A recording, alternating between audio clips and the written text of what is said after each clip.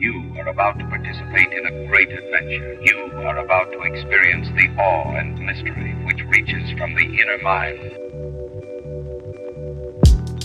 With the emergence of global internet, a human population of several billions, an electronic noosphere, that we are now within the shadow of this transcendental object at the end of time. I find it a little difficult to say what the subject matter is going to be, because Magic is an enemy and truth is a menace.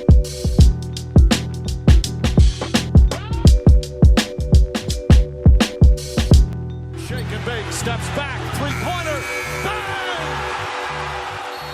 Good evening, ladies and gentlemen. Welcome to another edition of the Midnight Variety Hour with your boy, Tom, and Adam. That's right. Today, we're sipping on something special for no particular fucking reason at all. We have an 11-year-old St. Arnold Reserve Divine number 8. I don't know what the fuck this is. Someone brought it. It's been in our work fridge. And today, we're going to taste it. Yeah, you have to actually look it up online to see what it is, like what kind of beer it is, because they don't put anything on the label.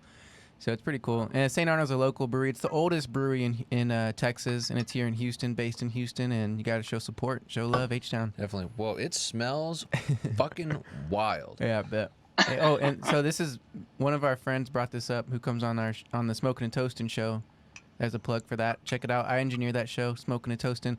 But they brought up a whole bunch of aged beers, and they left this one in the fridge. So we are going to take care of that for them. Thank you, sir. You got it. Can you reach it? Yeah, I got Okay, you. cool.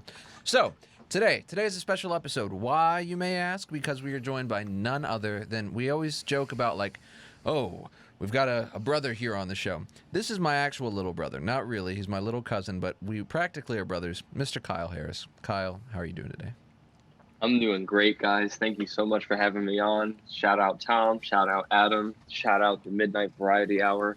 Hope the beer is delicious. Super excited to be on the podcast. I think this beer's gone past its time. Adam, just because you don't age beer like I wish I could have seen his face. No. All right, so when you think of something being aged, you think about it being kept in like a cellar or some sort of thing. It's not good. It was just in this man's fridge for 11 years. It wasn't in, like, the.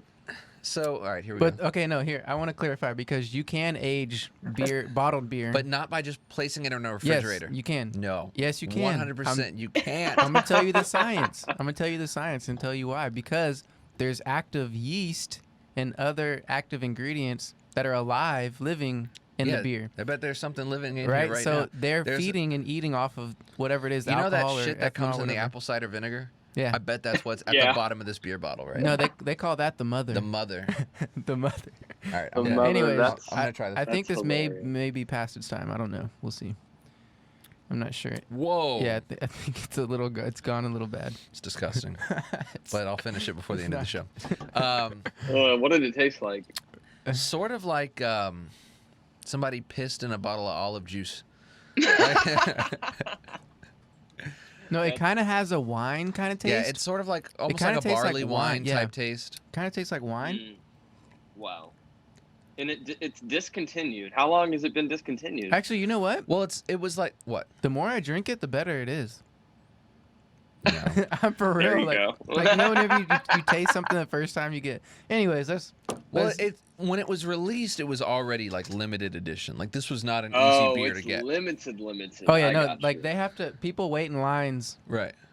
like around corners, camping out like you would for Jordans or something for this beer. So, but anyways, That's crazy. Anyway, hey, so we're really happy to have you on, Kyle. I've been telling Tom too, like I really wanted to get you on and talk with you and get to have a good conversation with you, man, because I know you're all the way out there in Dallas, and man. So it's good to have you No, on, man. definitely. Thank you. No, thank you again, man. Thank you for having me on.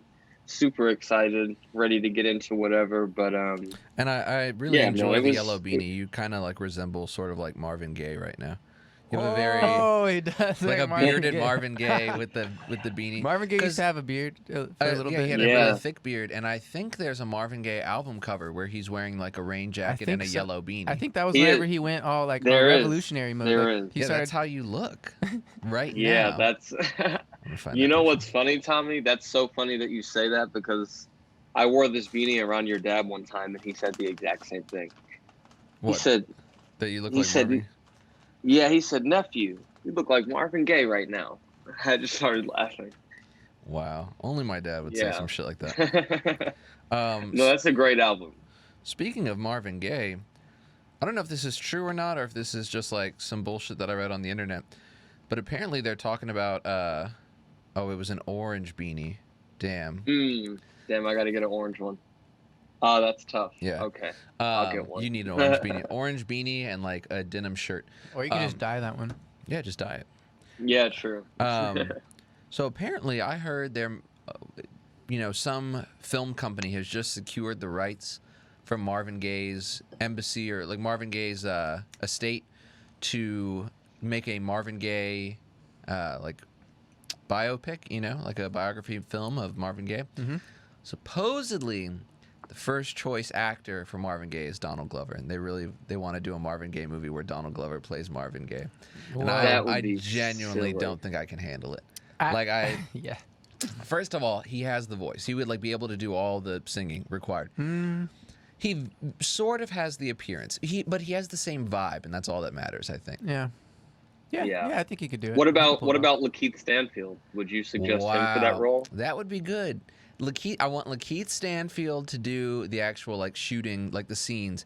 But anytime there's a scene where Marvin Gaye sings, dub it over with Donald Glover's voice. Yeah, there you go. Facts. Speaking of him, Lakeith, he was just in the new Yasuke, I think it's called, a series on Netflix. Have you seen that? I heard about that. No, dude, I was going to ask, have either of you seen it? Because I've heard that it's pretty good, and I want to watch it. You haven't watched it yet, Tom? I haven't watched it. Yeah, I saw crazy stupid busy. Yeah, I thought it was really good. I thought his voice acting was pretty cool. Nice. He sounded legit. The storyline, I'll leave that up to you if you like. I mean, it's only 6 episodes, so it's really quick, and they got to fit a whole bunch 30 of minutes. I think they're around 30 minutes per episode, and they jump through the story pretty fast. So it depends on if you like that or if you want more. But I think overall it was really well done. The animation was awesome. There's some really cool fight scenes. But I think what I dislike about it is like the story of Yasuke is a true story. Yeah. But I've saw like some clips from the anime, and you could tell they just like took it and ran. There's like robots and demons and shit, and it's like, they took it and they just turned the anime level up to like Another 11. thing is they give you no context.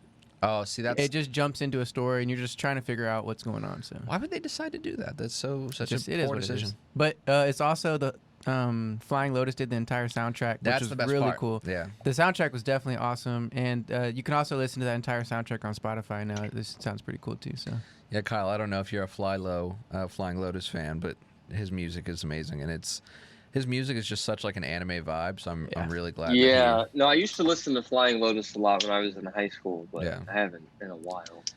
Best radio station in Grand Theft Auto, Fly Low FM. I love it. It's like all I listen to while I'm driving around GTA. There you go. But anyway, yeah, man, we have a whole bunch of things we could talk about. One thing that I think is interesting about Kyle is you don't have any like tattoo sleeves or anything, but you have a number of just like small, very specific, interesting little tattoos. And I thought maybe you could show them off on camera a little bit. Yeah. So I got a couple of them right here. I hope you're wearing pants. This is a good angle. No, I definitely am. That's funny. No, so I have a mushroom tattoo. I got that one in Austin because of the psychedelics, and we can get into that later. I got that one. I've got this these parallel lines. I got this with my sister, Gabby. She has a matching one because parallel lines never cross. They always run alongside each other, so we got that. My fiance did this stick and poke of this alien head, if you can see it. I don't know if that's a clear image, but it's this. That looks cool. Yeah, she did this like a week ago because she does tattoos, so she did matching alien tattoos. His name is Doug. I got it right here. And then so my whole thing is my left arm, I want it to be images, and my right arm, I want to be words. That's the concept I'm going with my tattoos. So everything I just showed you on the left was like a picture of something. On the right arm, I have the title to my favorite song by my favorite band.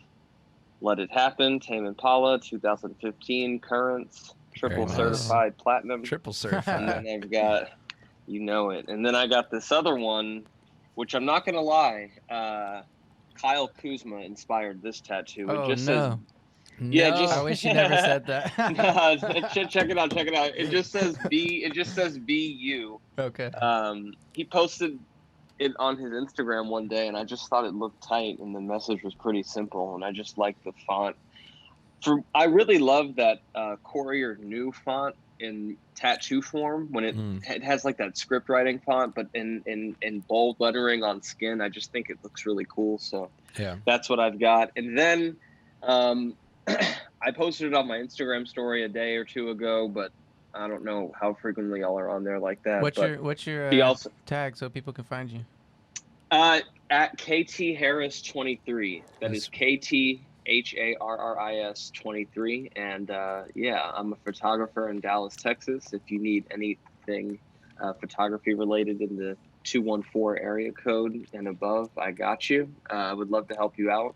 Now that people are double vaccinated, it's opened up a lot for me. I've been able to do some group photos with people, you know, graduation pictures for people that have graduated college. I have a friend that wants me to do her maternity shoot. She's having a baby in September, so that's really nice. Something to look forward to. So it's been pretty cool. But I think people are just ready to like start living. People are ready just to existing. Like, do shit it's outside. You know? Yeah, it's fun. I woke up this morning and set my tripod up and took pictures of the sunrise. It's probably my favorite thing to do. I love the sunrise. The sunrise is so peaceful, but just watching the time lapse on my camera was really cool. But then I have another tattoo. I'll send Tom a picture of it. But I got a flower on my thigh. I got my first leg tattoo because I wanted to see what a leg tattoo would look like on me, and I really like it. So yeah.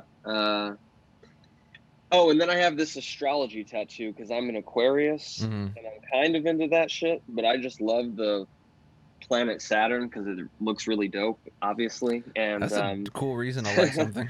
Yeah. So Saturn is on me because I'm an Aquarius and that's one of the rising planets. So yeah, those are some of the tattoos and some of the reasons behind them. Nice. And these are all within the last 2 years because I didn't get a tattoo until 2019 because I grew up in a very anti-tattoo home. And at the time, I was no longer living at home. So I was like, fuck it, I'm doing this. But hasn't your dad talked about wanting to get a tattoo sometimes? No, that's Aunt Mona. She's always talking about wanting to get a butterfly on her back. Yeah. I don't know. It's so interesting. It's like she's been talking about it for years, but I wish she would just go do it. It's like, I don't know if she's just like scared and she just wants to keep talking about it. But yeah, tattoos are cool, man. I'm surprised, Adam, we've got to get you a tattoo. Nah, Adam doesn't have Adam's a tattoo? body is a temple. Yeah, I've made. Oh, there you go. I made a conscious choice a while ago. I thought about it because all my friends had tattoos. A lot of my friends have tattoos, but you know, I thought about it and I was like, you know, I don't really know who I am too much. I'm still learning right now, like who I really am, like that's fair as a person, what I like, what I'm interested in, like, and so. I mean, I obviously have like core values and core things that I probably am gonna believe in for the rest of my life, but like.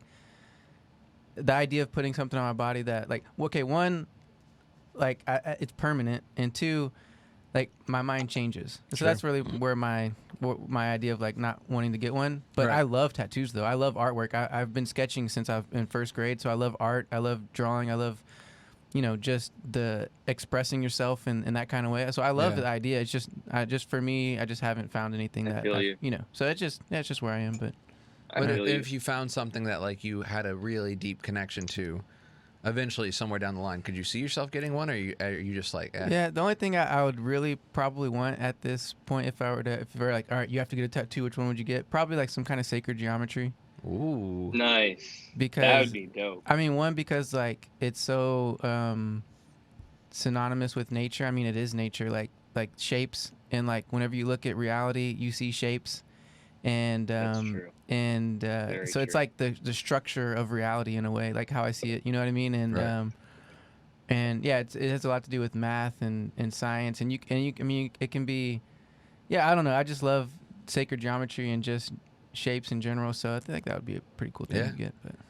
No, that would be pretty cool. And Adam, I actually had a question for you. If you can go into it as much as you want right now, but I was looking at your Instagram when you followed me recently, and just in brief conversations I've had with you and hanging out with you and Tom the couple of times we've all been in the same room. I know you've mentioned doing yoga and being into meditation, and practicing different breathing exercises and that kind of thing. So I was just curious, at what point in your life did something go off? Like, did you see something? Did you read something? Did you know someone and you saw them doing it and you were like, oh, that looks pretty cool? Like, when did you get into yoga and into that realm of, expressing yourself? And if you could share any tips or pointers for someone that wanted to start doing that on a daily basis, what would you tell them? Yeah, thanks for asking, man. Yeah, for sure. I love to share. I'm not the one that's like gonna just preach to you and tell you everything that I do, unless so I appreciate you asking, because I'm more than happy to talk about it. But yeah, so I've been interested in I don't know, you call it weird or crazy stuff since I was younger, but like I remember I started watching like there's like videos on YouTube of like these or like these gurus or these yogis in India. Like you can see like these footage of people who go to India, like, and some of them were like old footage like of 70s or probably earlier, of like these people, and you're just like, whoa, it looks so alien because it's not anything I ever see or have grown up seeing. You know what I mean? So it looked fascinating. Yeah. It looked like majestic. It looked like wild, and I was like, well, what is this? And like, what is this world? So I think that kind of like sparked my interest in it. I was like, that looks fascinating and really interesting. It looks like there's something there. You know what I mean? I was like, okay. I was like, very interesting. So I read a little bit about it. I read some about Hinduism and a few things like that, and I've been interested in that for a while. But one of my friends, Anthony, he came on the first. I call him Sosa, but he came on our first episode. I don't know if you had a chance to listen or watch that, but he was a yoga instructor and he still practices. And so he originally taught me like my first yoga class. He was like, hey, just give it a try. Let's do it. We literally just set up FaceTime and we did a yoga class together. He was like, just follow me. I'll just kind of walk you through it. And we did it. And I was like, this is awesome. I fell in love with it. And the whole philosophy behind it is really fascinating. It has like this kind of like, almost like kind of Kung Fu, Bruce Lee kind of thing, where it's like, you know what I mean? It's like, I say that compared to, because I just literally listened to Daniele Bolelli's episode on Bruce Lee, but he talks about like water is the way, and like be like water, and it has like this philosophy behind it, right? So it's like it has like this, but this is a beautiful thing about it. It doesn't have to be that, right? But it is for me. So it can literally just be a physical practice if you want it to be. But the whole idea behind it is to basically prepare your body for meditation. And so that was something I found later was meditation and breath work.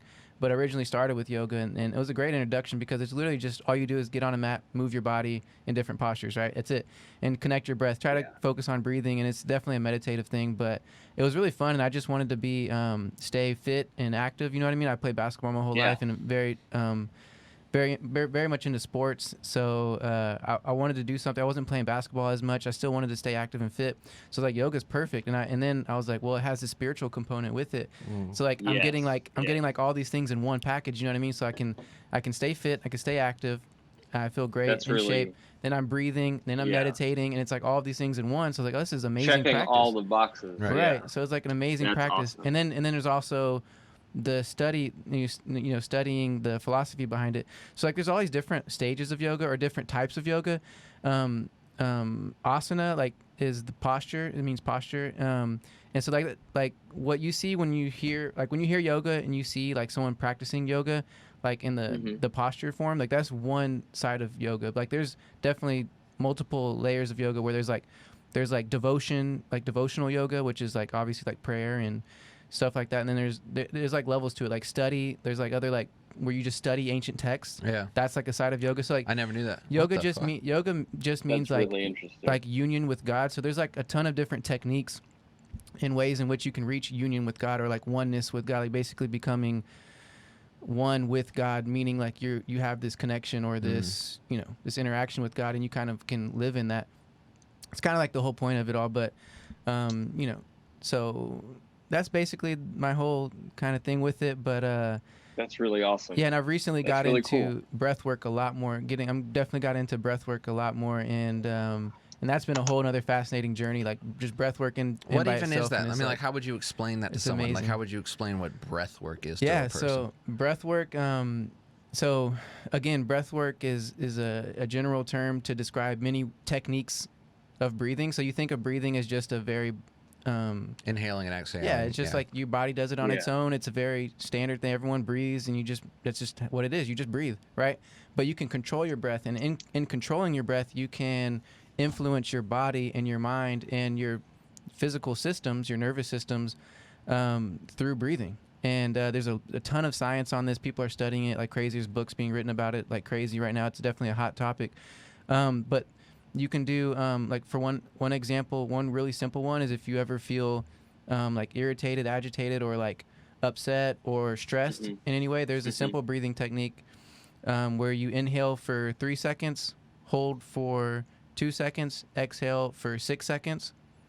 So it'd be like you inhale 1, 2, 3, hold 1, 2, exhale 6 seconds, and so that is activating your sympathetic nervous system, which is your relax, rest, digest mode.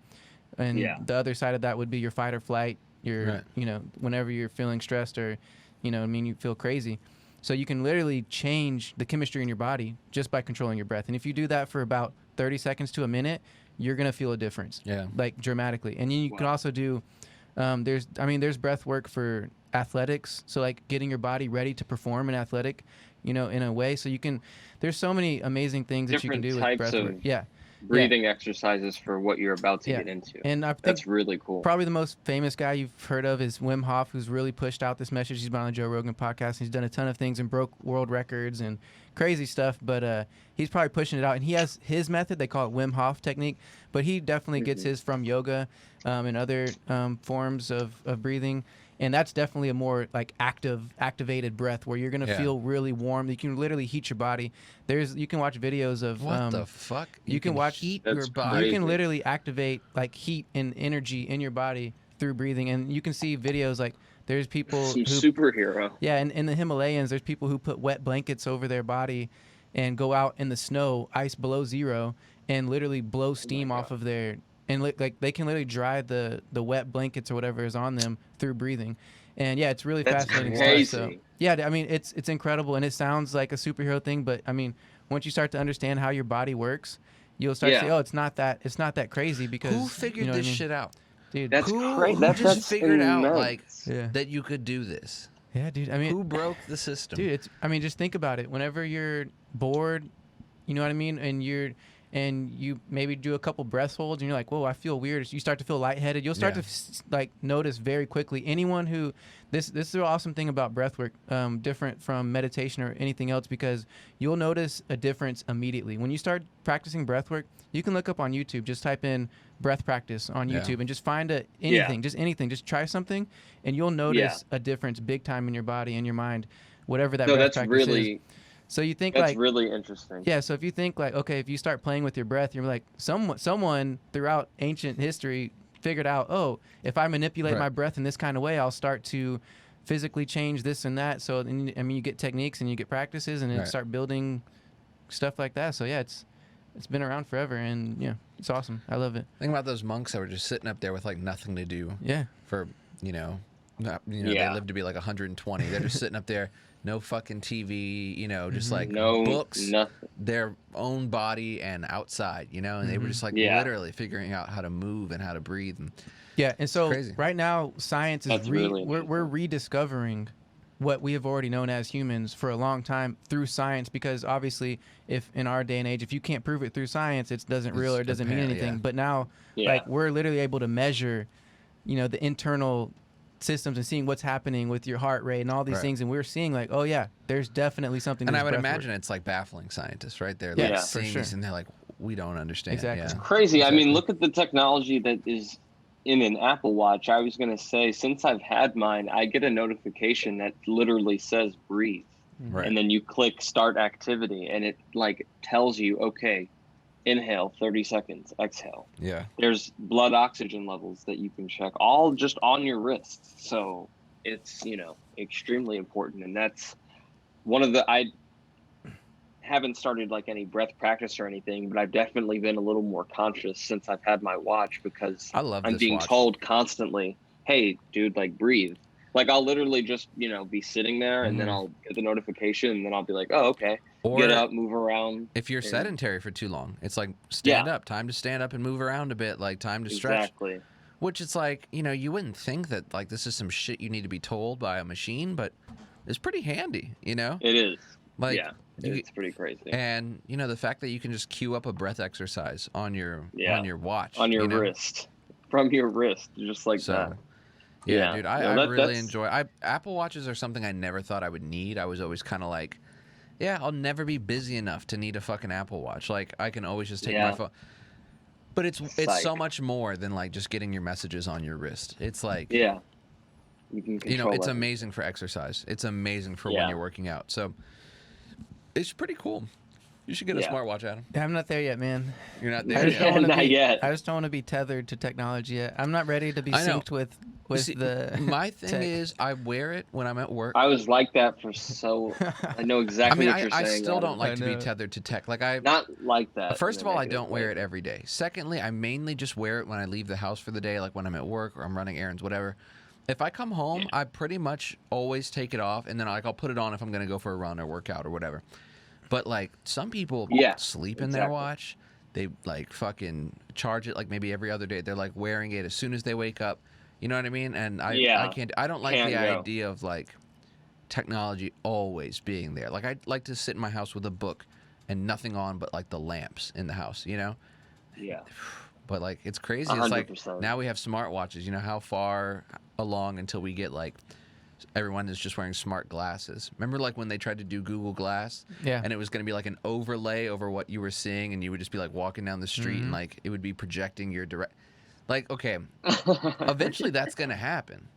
It has to. Yeah. They're going to keep building gadgets. For sure, dude. They have to keep improvising these gadgets. You know what I mean? Yeah. I mean, Neuralink is the next big thing. Yeah, so Neuralink, I was I was just about to say, you guys obviously listen to Joe Rogan's podcast. Hell yeah, Elon's been on there a couple of times, and just like Tommy was saying, it's inevitable. But technology has progressed way too fast. I was in Dallas the other day. There was a billboard, and it had a picture of an iPod Shuffle and some teenager in like the mid 2000s. And then it had a picture of a teenager in 2021 with an Apple Watch on their wrist. And the picture was split in half. And it said, in 10 years, we went from like 500 songs on an iPod Shuffle to 10 million songs on your wrist. Yeah. In such a short period of time. Right. There's another book I would like to reference. It's my favorite book I've ever read. It's called Future Shock by Alvin Toffler. It came out in 1976. I really recommend that you guys read it. It's the first book in a trilogy, but please Amazon Future Shock or get it at Half Price Books. I know you guys are into books. It changed my life. This man was literally writing about the future in 1976. What was he saying? He predicted the internet. He predicted Amazon. He predicted just a bunch of e-commerce things. He really goes into detail about how he foresaw the future, and nothing in the book, like every page I'm turning, my jaw is literally dropping because I'm like, how did he know this in 1976? Literally a futurist. He died in 2016 so but he it's an lived amazing... long enough to see all his shit that he lived, said came true. He lived from 1933 to 2016. Wow. That's one thing I always wonder. I always wonder about these people that live, from like, think about how much the world has changed, like literally in just like the last 100 years. Technology, man, it's crazy. To live and see those changes. Like my great grandmother died in like 2014. Yeah, 2014. She was born in 1911, and just imagine what the world must have been like, back then. Like what, can you imagine that? She's like literally, she was old enough to have been on the fucking Titanic. Yeah. And she lived all the way through World War I, World War II, Vietnam, the Great Depression, first black president, civil rights movement, like All that shit. The fucking Hindenburg disaster, okay? The dropping of the Berlin Wall. So The atomic bombs. It's crazy that guy, the fucking atomic bomb. Yeah. To have been born in the And 30s all of that, and then write a book in the 70s and then get to live until 2016 and see all of that shit come true. The phones, the Amazon, the internet, like everything. No, man, I'm telling you, if you guys want a really solid read, I'm just recommending Future Shock. Yeah, I'm check it out. gonna pull it up. I'm gonna put it on my list before I forget. It's phenomenal. But yeah, technology has just changed in such a short period of time. With music, with photography, I look at cameras and stuff all the time, and I just look at what a camera looked like in 2010 even versus now. It's just every year things just get faster and faster, it feels like. Right. And some of it's good, a lot of it's good, but a lot of the times it's bad, because unfortunately, I was reading something on USA Today. Suicide rates have increased astronomically with the rate of technology going up. Yeah, And it's weird. It's like life it's continues crazy. to get better. Like the quality of life seems to trend upward. Like in the terms of like how they measure quality of life. You think of like, oh, right now is the best time ever to be alive. Like we have all of this, information That's at our what I'm fingertips, and we have the ease that all of these devices provide. But somehow, as quality of life rises, suicide rates inversely, it's just, or not inversely, it like mirrors. Yeah, it's so weird. Yeah. It's really crazy. And I wasn't trying to bring up, the suicide thing. I was just saying, I just found it interesting. Well, yeah, and I'm sure that's exactly what Tommy was saying. I'm sure that's also with suicides, mental health. Exactly. And, depression. And also physically, I'm sure like physical disease and things like that. I mean, we're looking at autistic rates are rising exponentially. Yeah, that's the thing. It's not just like obesity that's rising. It's everything, like, dude. Yeah. Yeah. It's like food allergies. Yeah. Just like you said, autism, things like ADD and ADHD, all of those things are just skyrocketing while the overall perceived quality of life continues to increase. So it's like at some point something's broken. Yeah. And I love that you brought that up too, Kyle, because it's literally like, we're living in an experiment. Like no one knows like when the internet was invented, what was going to happen in 10, 20, 30 years from then. Like you just have, okay, here it is. Let's put it out and see what happens. Like we don't know what's going to happen. And that's, I think, a huge problem is that we've never in human history had anything like this. So there's no playbook. There's no structure. There's no anything.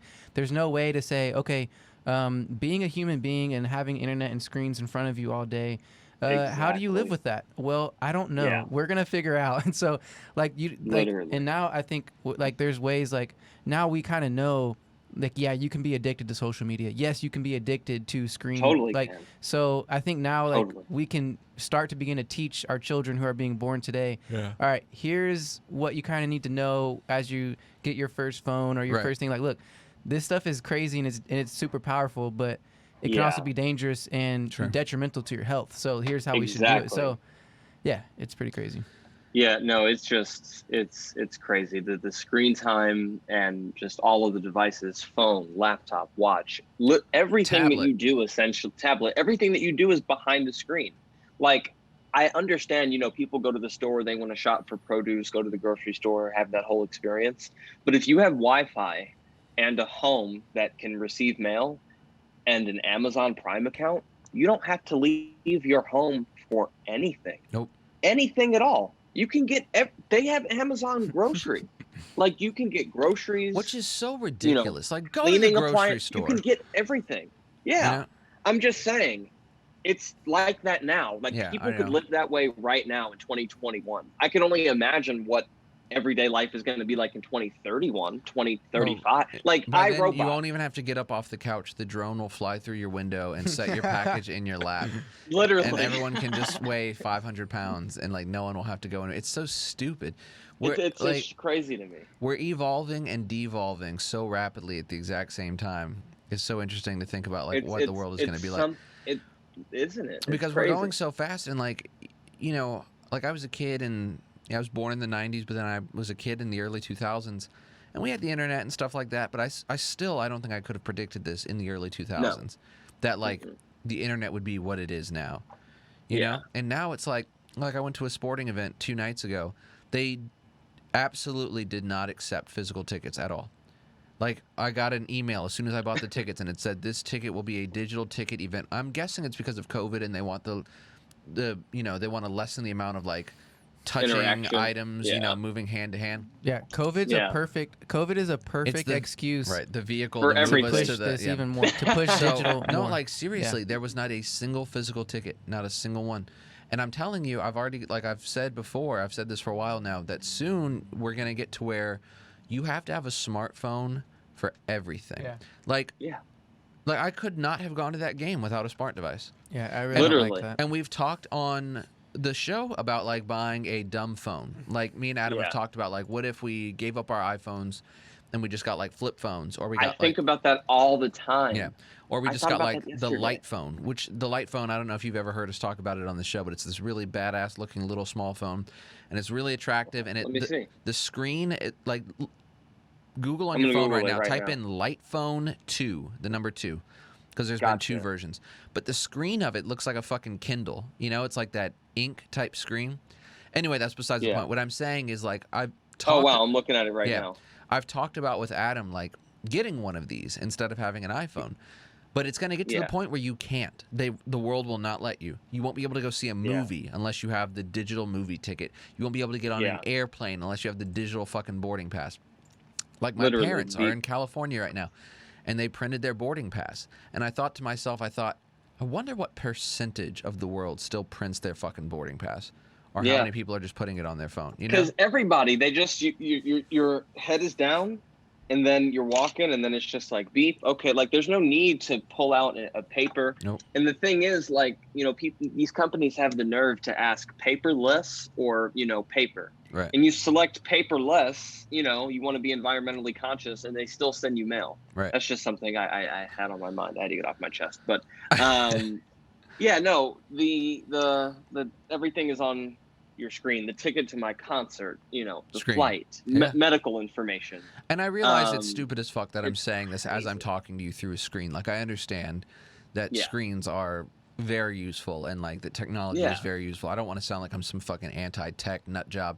I totally understand the importance of tech. I really fucking enjoy technology. I love that my truck has Apple CarPlay. Like, I love that I can just mirror my phone to my truck screen, and, like, I love that shit. And I just went on a little, like, rant about how much I love my fucking Apple Watch. But I mean, I've talked about this with my girlfriend, you know, if we have kids one day, like, how we want to raise them. And I think we talked about this on the show with Aaron. You know, I'm not going to, like, prohibit my kid from watching TV, or, like, we're not going to be some, like, fucking no movie household. But, dude, they are 100% not having tablets. They're just not. We are not having a fucking DVD player in the car, unless it's, like, for road trips and we're going somewhere for, like, 10 hours. All right, you guys can watch a movie at some point during the 10-hour road trip. But this whole thing, like, all right, time to go to H-E-B, and, like, from the second they get in the car to the second they get to H-E-B, they're watching, like, fucking Backyardigans or whatever. And then they get to the H-E-B, and they're sitting in the cart with a tablet. I refuse to let this happen. I don't think my kid is going to get a cell phone until they're pretty old. And even then, it's not going to have, like, I guess every phone will be crazy by then. It's not like I can buy them a flip phone in the year 2032, you know? Yeah. Or whatever. And I think Those one of might the actually be obsolete. But I think one of the biggest solutions that we could have for this is just get out in nature, man. Go take walks, go take a hike, 100%. go into the woods, go to a lake, go do something where you're outdoors. And I'm think telling you, it's a solution. I've been noticing this a lot during the pandemic. I think a lot of people in our generation feel the same way. Like, you know, young people usually get the rap of, like, oh, young people, they don't like to do outdoor shit. They're just, with their tech and their, you know, millennial bullshit. I notice, like, when I've gone to national parks in the recent past or gone camping, there's a good amount of young people out there. And I think, I don't know if it was like the pandemic put people's priorities in order, but I just feel like there's a good number of people in our generation that are actively very interested in, like, more of the natural world, like going outside, doing things away from a screen. Outside. Yeah. So maybe hope isn't lost. Maybe a large number of us, you know, like, let's say we'll be middle-aged in the 40s, 2040s, late 2030s, 2040s, you know, maybe then, you know, like we're sitting here and we're thinking like, oh, everything will be digital and, you know, there will be screens everywhere and you won't be able to turn your TV off. It'll just be on 24/7. Maybe that's completely wrong. Maybe there are so many people that are like very, you know, focused on the outdoors that there's a large amount of people that just don't live that way, don't live a tech-saturated life. Dude, I think Yeah. COVID has accelerated the rate, or like, I feel like more people have stayed at home and been on TV or phone or whatever Yeah. Yeah. this past year or two, and I feel like it's created, like, I feel like more people are going to be addicted to that, because after a year of like watching TV like nonstop or whatever it is, like I feel like you can easily get addicted to that.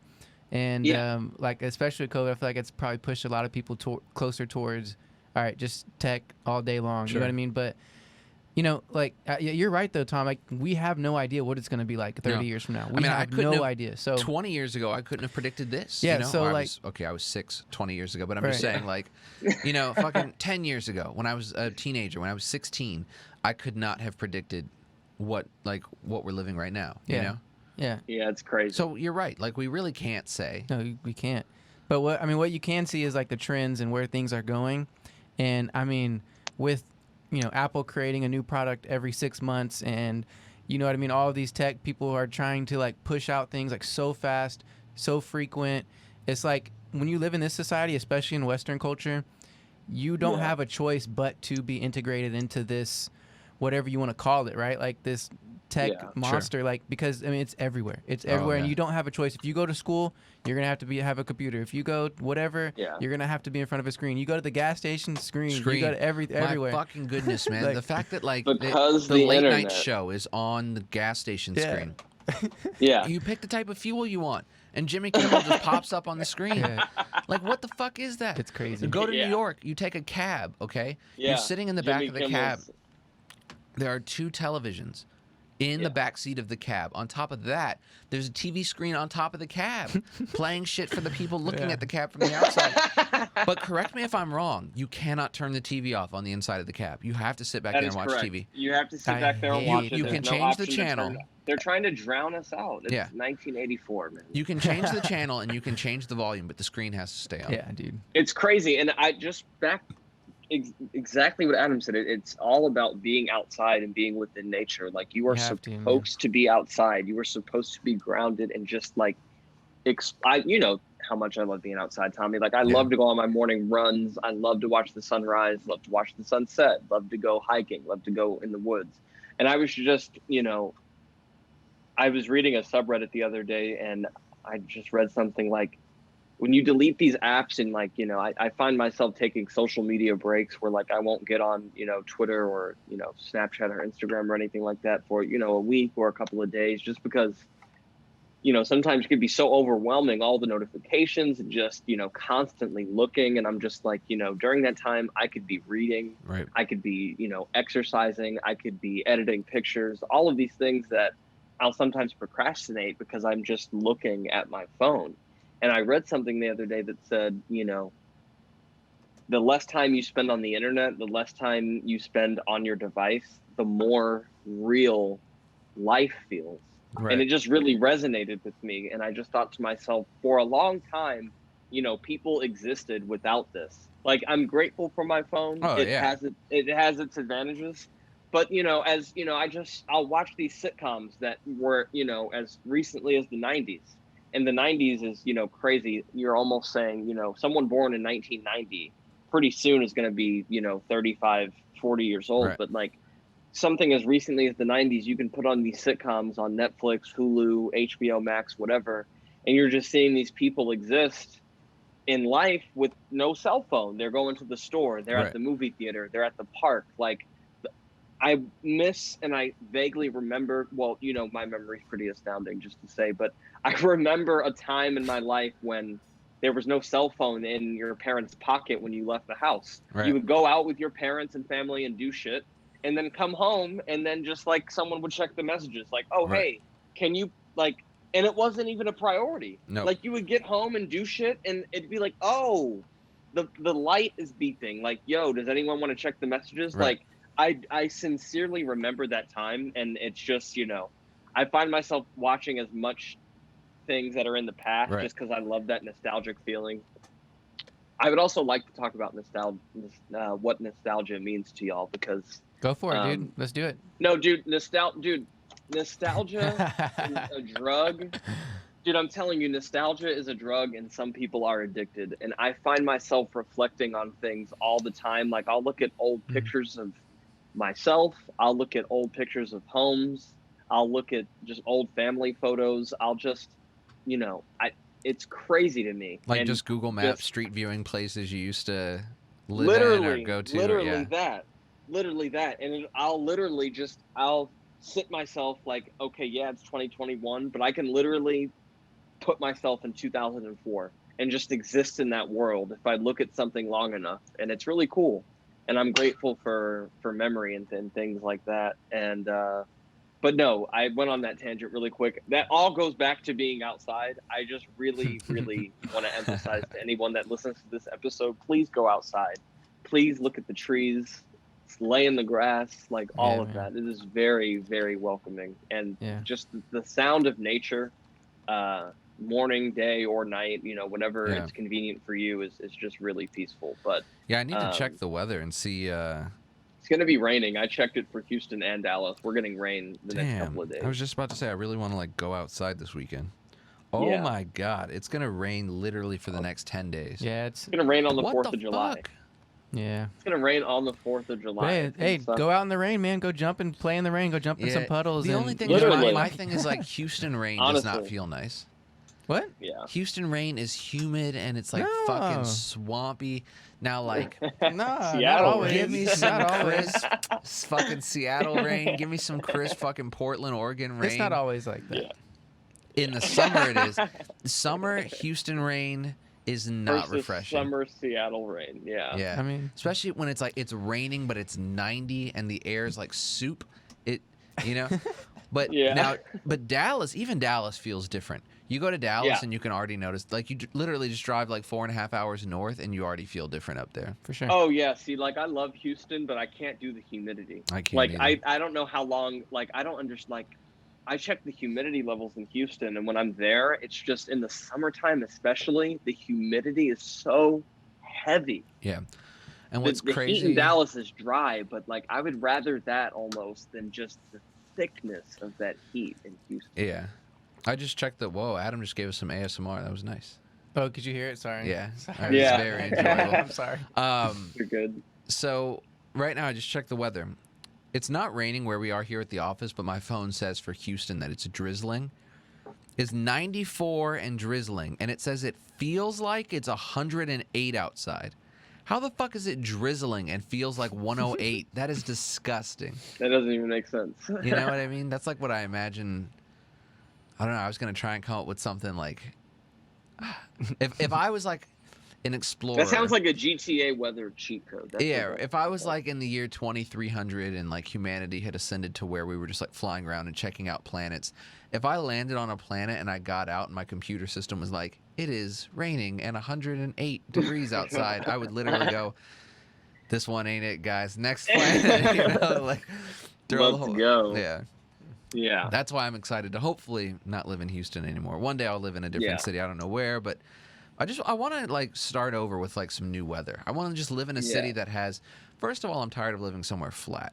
I want to live somewhere not flat and with drier air. That's what I would like, Now, would you rather wake up with a cup of coffee or tea in your hands to the view of a mountain or to the view of a beach? What would you rather? Mountain. I'm a mountain guy. Too. For me personally, I know this wasn't an option that you put up there. You said mountain or beach. Me personally, it would be a lake or city. I want lake. I Okay. want a mountainous lake, the lake specific, because I love water. I love the sight of a natural body of water. But for me, the prettiest natural body of water is not a beach or the ocean. I really just enjoy a crisp mountain lake or a nice rocky mountain stream. All day. Yeah. Cup of coffee. I feel you. Cup of French vanilla hazelnut coffee and a mountainous lake and my dog and a book and my girlfriend. And it's a vibe. Sounds wonderful. Yeah, and That's Donald awesome. Glover in my headphones. There you go. No, but I was going to ask you guys, I just wanted to hear from both of you real quick. can touch on it as Yeah. much as you want. But what is the word, like, or not what is the word, because we know what it means, but like when you think of things that just bring you nostalgia and just like make you rewind in your brain, what are some of the things when you see them, hear them? Do you ever search for that? Like, are you ever down and you're like, oh, I'll look for something in my past that'll make me feel definitely. good? Or like, Sometimes just give me I some like, examples. I'll go to like the faculty page in my elementary school and just like see how many of my old teachers are still there, you know? Like, you know, I really like what I said earlier. I really like to Google Street View, like places that have significance to me, whether it's like a relative's house that I used to visit when I was a kid, or like a school that I used to go to, or like a place where I had some sort of unique experience. But the thing for nostalgia with me is like we have 5 senses, and you can use all of them to perceive nostalgia. Smells. Like sometimes I'll smell something and I'm like, this is the air freshener my dad had in his car in 2003. And I used to like smell this on the way to like go-kart racing or whatever, like anything, you know? Yeah. Or like you eat some shit that your mom hasn't made in 15 years and you're just like, Yeah. whoa, you know? You just get a flashback, dude. yeah. No, literally, every time I, like, Risa made taquitos the other day. Like, she just warmed up some taquitos with, you know, all the fixings. And I ate one, and I immediately thought of my Aunt Karen, because we had just got done swimming, my fiance and I. And when I was a kid in the summertime, Tommy, my sister, and I would go swimming at the pool up the street from my Uncle Mark and Aunt Karen's house, come back from the pool, and Aunt Karen would have taquitos laid out. So anytime I get out of a pool, so good. I just think of taquitos. Yeah. Like I can smell taquitos. Whenever I associate chlorine, the next thing is taquitos. Right. Because Aunt Karen always had hot ass taquitos ready to dip Right. after the pool my entire life. So like it was just such a rush of nostalgia. nostalgic. For me, I don't know if y'all have them up there, but do you guys have Lubies? Yes, we do. I went to Luby's all the time as a kid with my dad, and we would get the chocolate mints in a bowl afterwards. Yeah. So Luby's was like about to go under. They filed for bankruptcy, and it was like, yeah, you know, we don't know how much longer Luby's will be open. So there's a Luby's right around the corner from my apartment. And last month, my girlfriend and I were like, all right, let's go to Luby's because one day they'll all be closed, and we'll be angry if we didn't say we went one last time. So I have no idea when it's going to close, but let's go to Luby's. So we go to Luby's. And I got everything that I wanted to eat at Luby's, okay? The pie, the fucking fried chicken with the white gravy, the mac and cheese, you know what I mean? And then, like, the green Jell-O on the side. Just, like, everything that I got when I was a kid. And then when you check out, they had the little candy mints, like the Andes Candies chocolate mints. Okay. Yep. So, anyway, the whole meal, I'm just eating it, and I'm feeling so much nostalgia. And then 2 days ago, they released a news article. Someone bought Luby's. The chain is like staying. Someone is gonna like keep Luby's alive. What? They're gonna keep it going? Yeah. So they're gonna close a lot of them, but there will remain 32 Luby's locations. So I don't know if they're gonna, you know, because I know it's a Houston chain. It started in Houston, so at least I think it did. I don't know if they'll keep the ones in Dallas, but all I know is there will remain 32 Luby's, and I was just so happy because I was like, this place that I enjoyed so much as a child is staying. But yeah, that's good. So for me, it's like, all right, I can taste nostalgia, I can smell nostalgia, but the most nostalgic thing for me is playing old video games, like playing the video games that I used to play with all my friends in like or the even PS2 watching days. gameplay from old video games. Yeah, sometimes like, I'll YouTube gameplay. Exactly, I'll queue up some gameplay from a game that I played when I was like 7. Like, I was so big into, and you know this, Enter the Matrix. Sometimes I'll just watch somebody do a Let's Play, like, walkthrough of Enter the Matrix. Just running on the walls with Ghost and Niobe, you know? Like, I just think about shit like that. And, I mean, I know we've talked about old video. I mean, like, you were big into Halo. I bet if you watch old Halo videos, you start to kind of feel for sure. that nostalgia feeling. Yeah. My, literally. Well, I don't know if it's my biggest, but one of my what brings you nostalgia? Yeah, one of my biggest moments is like driving through my old neighborhood. Yeah, I bet. If you ever like, I don't know if you had the chance to move out of your old neighborhood. I mean, first you have to do that first so you can get away to come back. Like, right? my parents still live in the house I grew up in, so it's like I'm in my old neighborhood every Sunday. You know? So yeah, for me, like, no, Adam, I know exactly what you're saying. I've moved many times. I know what you mean. Yeah, and I think once you move away and then come back, it like hits you way harder. You know what I mean? After like not seeing it for like 2 years. Like, I remember, like, cause I moved to Austin, I came back, like, it must have been, like, 3 years since I'd been, at least, since I've been in that neighborhood. And I'll go in the neighborhood, and you just start thinking about all your old friends. oh, that happened right there next to Right. that tree. This happened there. Yes. Like it just like literally just floods your brain Right. of memory. You can't help it, right? Like when you're driving No. through, you cannot help it. It's like you can't help it. Yeah, it's a very strange thing. It's something neurochemically happening in your brain with Yeah. nostalgia. I It's wonder what very it is. interesting. Yeah. For me, No, I love that neurochemical transmit, because like even like scents, like cologne, perfume. Right. Yeah. If I smell a certain cologne or a certain perfume, I'll think of a certain family member, a certain event, like something about the smell of a grill, Yeah. like just makes you think of your family Right. and just like people laughing, Yeah. and it's just And you must crazy have how all of that is associated. you must have something like you must have it stronger, like than other people, because if that's something that's like very like,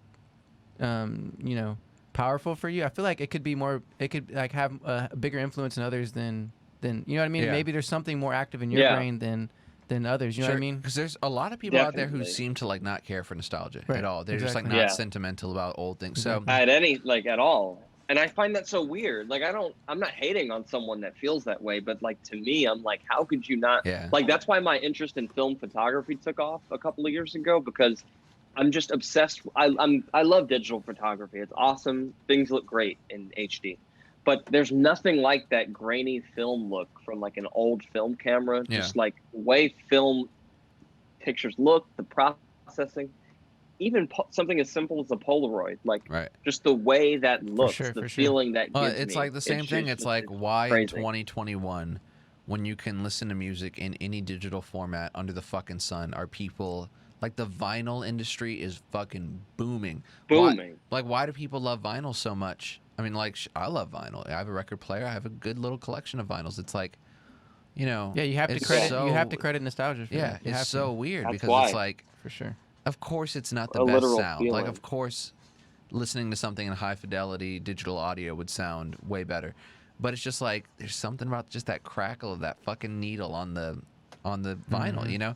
So there's that. And I just love all of that. yeah. It's like music is very nostalgic just in and of itself. Oh, 100%, dude. Yeah. So like the video game thing where I play old video games, listening to old video game soundtracks or just listening to my like God. a song that I haven't heard, like some shit that was like my jam in 2003, you know, and then I listen to it now in 2021 and it's just like sometimes you're like, whoa, what the fuck? I listened to this, but it's just like it just takes you somewhere. Nostalgia is Literally. very weird. It's very weird. I wonder if Yeah. if there's other I just wanted intelligent to touch species on out that there, feeling. if they also feel nostalgia. Like when we meet Yeah. the aliens, you think Well, aliens are I mean, nostalgic? they would have to have a similar brain Yeah, chemistry as us. But which they probably Alright. don't. Yeah. I wanted to talk to Kyle. Subject switch, transfer. I mean, Oh, yeah, for transition. sure. Let's get into it. No, I really wanted to talk with you about psychedelics because that's something I'm really fascinated in. And Oh, definitely. obviously, you have a mushroom tattoo. And That's why I brought that up. Yes. I tried to segue you in we never- early Yeah, by bringing up Hell the tattoo. yeah. Yeah, but like we haven't had a chance to really talk about it on this podcast. We're on episode, what is this, 18 or 19? I don't even know what we're on right now, but I think this is 18. yeah, 18. Yeah. I think. We could be wrong. think Could be 19 maybe. 17 or 19. Yeah. Anyways, we haven't even talked about it yet, and it's something I'm really fascinated in. And I think in this time and age right now, this is something that's being studied more than ever. Obviously, we're Yeah. seeing laws change. I don't know someone recently legalized psilocybin mushrooms. I think it was Well, the state yeah, of Colorado. psilocybin mushrooms are now legalized recreationally in Colorado, Oregon, and Oakland, California. There you go, man. Just the city of Oakland. Yeah, I don't know why, but the city of Oakland, like you could So- get them like you're in Amsterdam. So Like, it's what got crazy. you interested in psychedelics to start off with that? So what started it was I saw a documentary on Netflix in 2014 about this baseball player that pitched a game on acid. Whoa! His name, yeah, dude, it's What? crazy. I don't know if you ever heard of that. There's a No, there's I've a never heard of pitcher. What the fuck? You never heard of that? No, there's No. a pitcher for the Pittsburgh Pirates. No, look it up. In the 1970s, this pitcher for the Pittsburgh Pirates I'm looking at pitched my phone. a complete game on LSD. Wow. How have we and I never saw talked this- about that before? I don't know, man. That's crazy. Please look it up. Look up. His name was like Doc something. Look Yeah, up Pirates Doc Ellis. pitcher that. He died in Yeah, Doc Ellis. 2008. There you He go. was born in 45. Whoa! All right, There you so go. there's a documentary called Doc Please Ellis read it, and the excerpt. LSD No-No. Yes, that one. Yeah, He threw a no-hitter on June 12th, 1970, and later stated that he accomplished... Okay, hold on. This is off his Wikipedia page. I have to read this. Yeah. This is crazy. Hold on. Let me see if I can find it. Please, go ahead. Just Ellis so threw a we can all be no-hitter on the on same. June 12th of 1970 and later stated that he accomplished the feat under the influence of LSD. Whoa. Ellis was the starting pitcher for the National League in the All-Star Game in 1971. Later that year, the Pirates won the World Series. Joining the Yankees in 1976, he helped lead the team to the American League pennant. He was named the league's Comeback Player of the Year. He was an advocate. He was an outspoken advocate for the rights of players and African Americans. He had a substance abuse problem and acknowledged after his retirement that he had never pitched without the use of drugs. Wow. After going into treatment, Ellis remained sober and devoted for the remainder of his life to counseling others with substance use disorders in treatment centers and prisons. He died of liver ailment at 63 in 2008. Yeah. So anyway, I saw that documentary holy on shit. Netflix. It's crazy. You should watch it. It's a really fascinating documentary. But I saw that on Netflix, and I was like in high school, and I just thought, wow, that's pretty crazy. And then like I had heard of acid, and I had heard of mushrooms, and I had heard of peyote, and I had heard of ayahuasca. I had heard of these various psychedelics, and I just really got fascinated with it. I have to watch the would say, like, documentary. well, I'm you just have to like, watch it. It's I bet he could incredible. see the strike zone. Like I bet he could Like, actually literally, just, like the- see it. Imagine what the stitching on the baseball I bet he looked could like when it feel the left ball his so hand. well. Like all his senses were heightened. He could Yeah. feel every groove on that baseball. No, I don't know. That is Everything nuts. probably felt That's gonna sweet. fuck with me for a Yeah. long time. That is. No, I it's used to crazy. think that like that guy getting struck by lightning in the 20s and then coming back to finish the game was the craziest thing. The fact, okay, like This might be the anyone craziest could thing. pitch on LSD, sure, like it's just throwing a ball, but to have thrown a no hitter, which is an Hitter, extremely difficult accomplishment, to do it Yeah. tripping, like he has a quote here in this article. He said, Yeah. "I'm as high as a Georgia pine." Apparently after the game, I think. But just like imagine that, dude. Imagine that. Literally. That is nuts. There have been It's crazy. 303 no-hitters in over 210,000 baseball games. 303 out of 210,000. And one of them was done by a man who was like tripping balls. Yeah. I've never done LSD, so I can't Yeah. even imagine Yeah. like, where to start. No. It's crazy, but I just started listening to a lot of alternative music. Found out who Tame Impala was. That's one of the things that really pushed it. I just discovered Tame Impala as an artist, and I started listening to his music and discovering his albums, listening to the lyrics. That pushed it, and just doing my own independent research, because people are quick to, get surgery and, go to a CVS and get a pharmaceutical painkiller that, costs them $3.50, but raise an eyebrow when someone says, there are healing properties in psychedelics, whether it be shrooms, various other things. But to answer your original question, Adam, I got into it, really hardcore. After I saw that documentary, I started researching, and then I discovered Tame Impala, and I just, the sound of his music just like struck something in me, like literally like the chords of him playing the guitar. I don't know. It just struck something in me, and it just opened my eyes to a whole new realm of things. And I tried mushrooms for the first time June 27th, 2019. It's almost And it was an exactly amazing- 2 years. 2 years ago. Yeah. It was a phenomenal experience, and I've done it a couple of times since. And that's how I got into it. And it's just rejuvenating every time. And it's very nice to see the earth breathe and all that kind of stuff. But See the earth breathe. Yeah, man. There's very few things in this world, or few experiences that you can have that are greater or more influential than psychedelics. yeah, Hands down. 100%. Hands down. Hands down. I've only done mushrooms. I have not done LSD. I have not done any other. I haven't done like any of the crazy super spiritual ones like peyote or ayahuasca. Oh, DMT. That's another big one that people are pushing now. Like That's I've too heard much Joe for Rogan me. talk about it. Mike Tyson. Yeah, I haven't done anything like that. Like I have friends that do DMT. Like I've had friends say like, "Hey Kyle, do you want to do DMT?" And I'm like, "No, like I'm not ready for that. Like I'm not trying to do that yet." But I have done mushrooms a handful of times, and I do have firsthand experience with that. I microdosed for a little bit at the beginning of the pandemic, taking a little bit each day and journaling about it. I still have my shrooms journal. That was an interesting experience. And it's just beautiful. And the healing properties, you know, there have been studies that have shown people that, you know, suffer from PTSD from wars will take mushrooms and feel better. People that have death anxiety, psilocybin, you know, is medicine. And I truly believe it does more help than it does harm. And, you know, that's just how I feel about it. Yeah, I love what you said earlier about people would much rather go to CVS and pick up a drug or something like that, get something over the counter, than even consider taking any kind of natural healing. I call them, you know, they're healing like plants. Like these aren't like when people say drugs, you know what I mean? There's obviously negative connotations associated with that. So whenever we say drugs, no, that's psychedelics is a good word, but like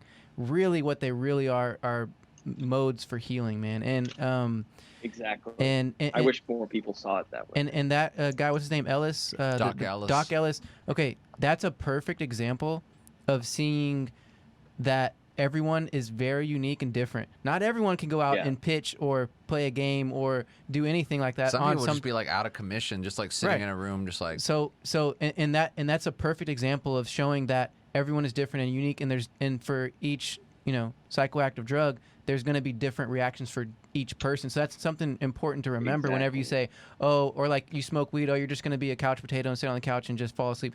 Or whatever, right? All of the, you know what I mean? The biases and things like that come with it. So I think that's really important to, whenever you start to talk about or have the conversation on this topic, to remember that like each one of these each one of these you know, like materials or psychedelics is going to act differently with each person, and there's going to be a different experience depending on where you are in your life, what kind of mode you're in, what kind of mood you're in. And you know, and there's so many factors and variables that play into this, and so that's where we need to start the conversation, rather than saying, oh, it's a drug, you're just gonna get fucked up and get really high or whatever. So it's like that's important to remember. And then also what you brought up was microdosing, which is fascinating too, because microdosing in itself is another it's a whole nother area of this that's being studied. And so you don't have to just take you know, a whole eighth, or what Terrence McKenna would call the hero's dose or whatever, you know what I mean? So it's like, you don't have to take a 4 gram smack to the face and, you know, start talking to Jesus and you can do microdose for people who are interested in it. I mean, try a microdose. See what that would feel like. And because it's not, you can still function. You can go to work and all of these things. You're going to have very small, obviously, micro, you know, factors involved in that. But so it's a whole fascinating topic and area. So I'm really excited, like all of the research that has been coming out. And and I really want to start to see the consciousness, the awareness of this change throughout the world and the public, because it's something that, especially right now, like we talk about like healing, like so many people need healing, need to heal, right? So many people. We talk about we just talked about like in the time and age we live in, with all this technology and all of the negative side effects that come with it. And here's one thing that can really change the world in a dramatic way. No matter what you're suffering from, there is definitely, I'm a firm believer that God put everything on this planet, on this earth, that we need 100%. to heal, 100%. right? Like we don't have to go into a lab and create anything. We don't have to do anything like that. Like we can just look in nature, and there's the solutions there, and that's why we need. That's why we need. Everything's in front of you. I definitely think like modern medicine does have a lot of things that are really important and 100%. really like amazing innovations and you know, inventions and things like that. But I'm also a huge believer in the fact that Earth was created by a God that did everything on purpose. And, you know, like I'm very big on the Earth not being some random happenstance, you know, encounter. Like I definitely think Earth was planned and built by some sort of, by God. I definitely think God put everything here on Earth for a reason. So I agree. But at the same point, I'm also like a huge proponent of modern medicine and things like that. I think the problem that we run into is people think you have to fall in one camp or the other, and you have to exclude, you know, natural healing just because you subscribe to the benefits of modern medicine, which is bullshit. It's total bullshit. Where do you think modern medicine came from? From the natural world. Yeah, right? You know what I mean? It started by people making medicines out of herbs and, you know, things experimenting like that. And yeah. Like I was reading, you know, back in the day, you know, before, you know, I had a tooth extraction a couple of weeks ago. My tooth was giving me so much trouble. I had to have the tooth pulled. Which, a molar or what? You didn't tell me that.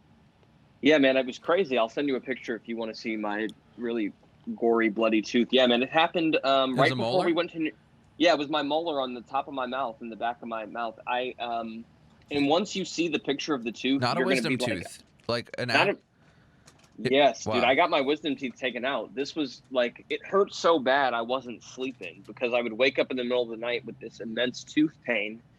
Long story long, got my tooth extracted. It was $400 with insurance. But I say all of that to say, before dentist and all of that, when someone had tooth pain, I read that they would use whiskey because there's something in whiskey that cures, you know, oral pain. It's like an oral rinsing agent, and people would use whiskey as a rinsing agent. Yeah, it just makes you fucking yeah, exactly.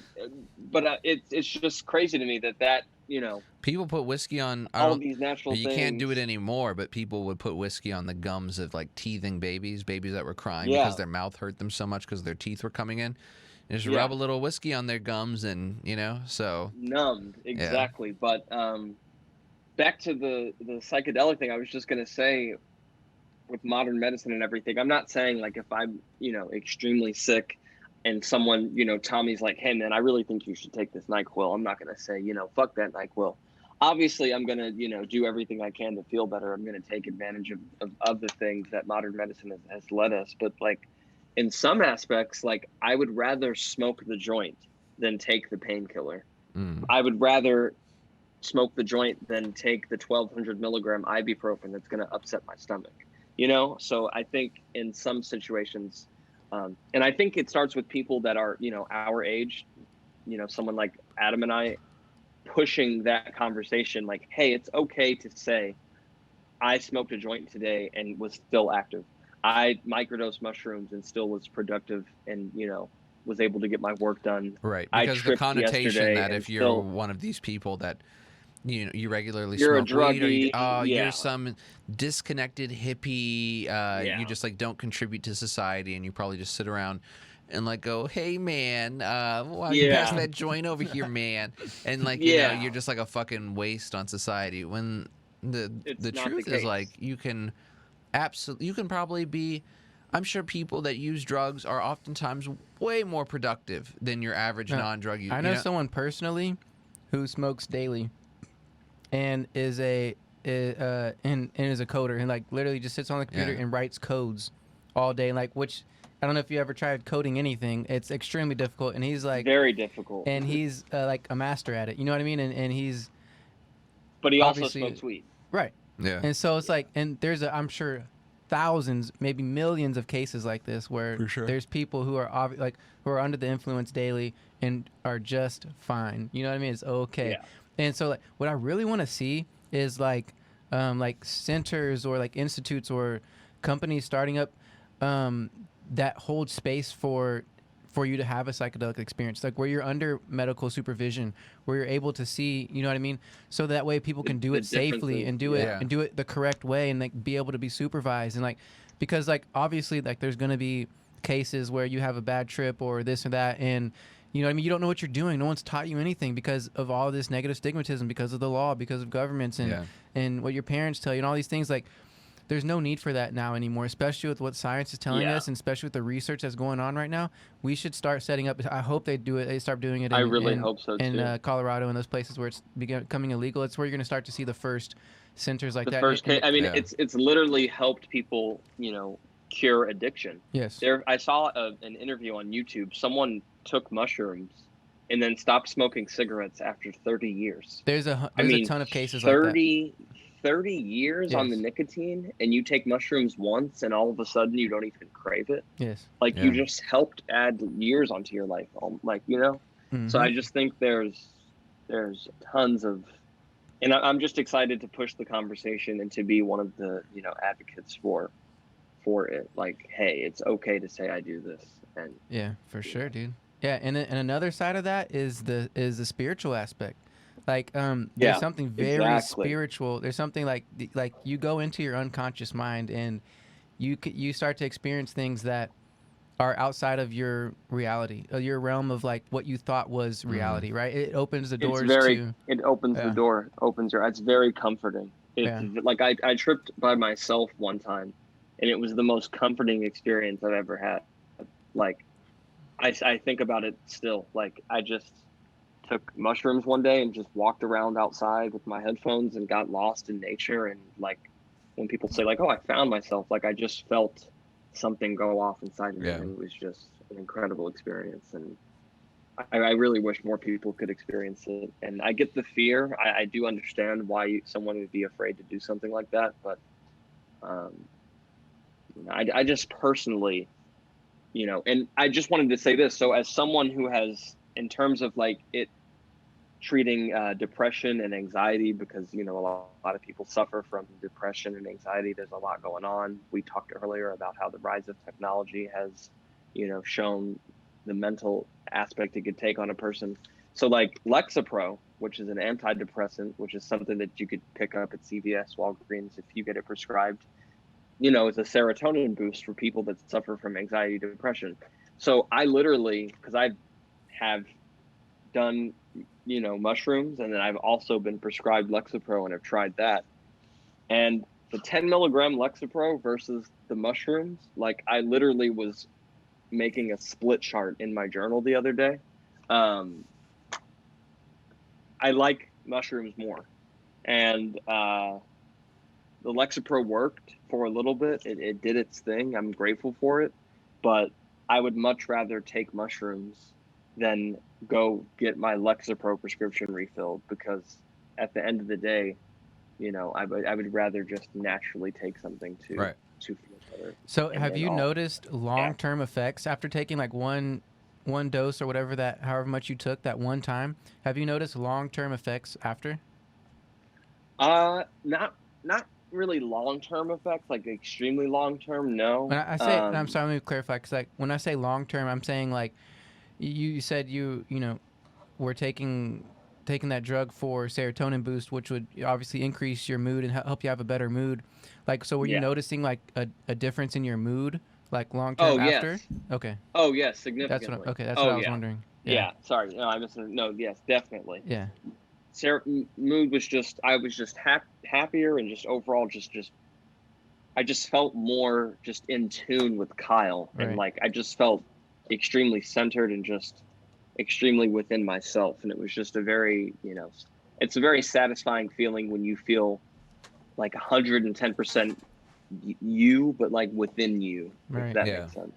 It sounds like a really crazy statement, but I think you guys know where I'm. Yeah, because that's a lot of people have reported just one-time use of a psychedelics has like years and years of long-term effects, where they say, yeah, my mood has changed dramatically. Like they're either more grateful just to be alive, right, have better relationships, or just overall happier, just from one experience. Has anyone experienced an inverse long-term negative effects? Yes, for sure.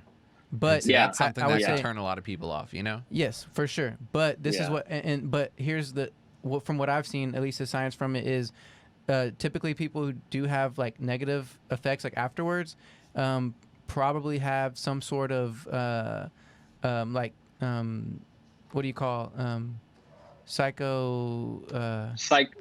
kind of like break, like something like psychotic, where it runs in the family, because oftentimes those things do run in the family. That's something that I would say definitely ask your doctor, or look at your family history or whatever it is, and you know, make sure, like, obviously you know yourself better than anyone, right. So obviously it's not for everybody, just like no drug is for everybody, or no anything is for everybody, right? So it's definitely a person-to-person thing, but overall, generally speaking, that's what Kyle explained is the overall like general, you know, experience. So, and same with me. Like I had the same exact experience. Like I just felt so grateful just to be alive, man. Just that feeling, the feeling of being grateful just to be alive and breathing is probably one of the best feelings you could ever have, man. Right.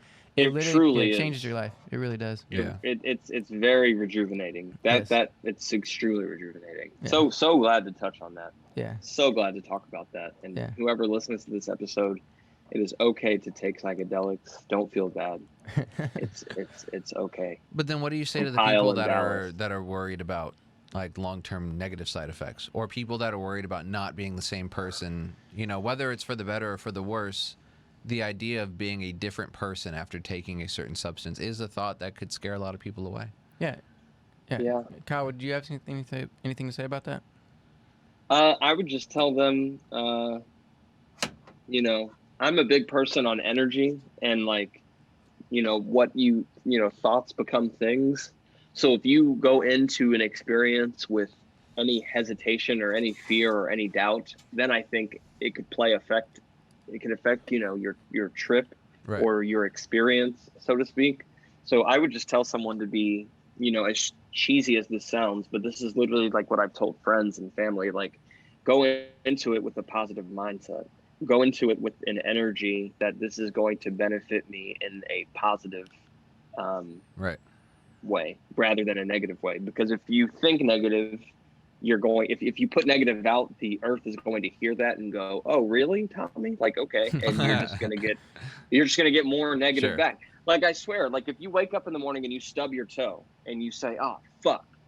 And then you go to brush your teeth and the toothpaste gets on your shirt. And then you go to lunch and you bite your sandwich and there's mustard on your pants. Like, it's just an effect of bad. Right. So if you put negative energy out there, then I think that's what you're going to get back. So I would tell anyone that's seeking it for the first time, be as positive as possible. Listen to some good music. Put yourself in a good headspace.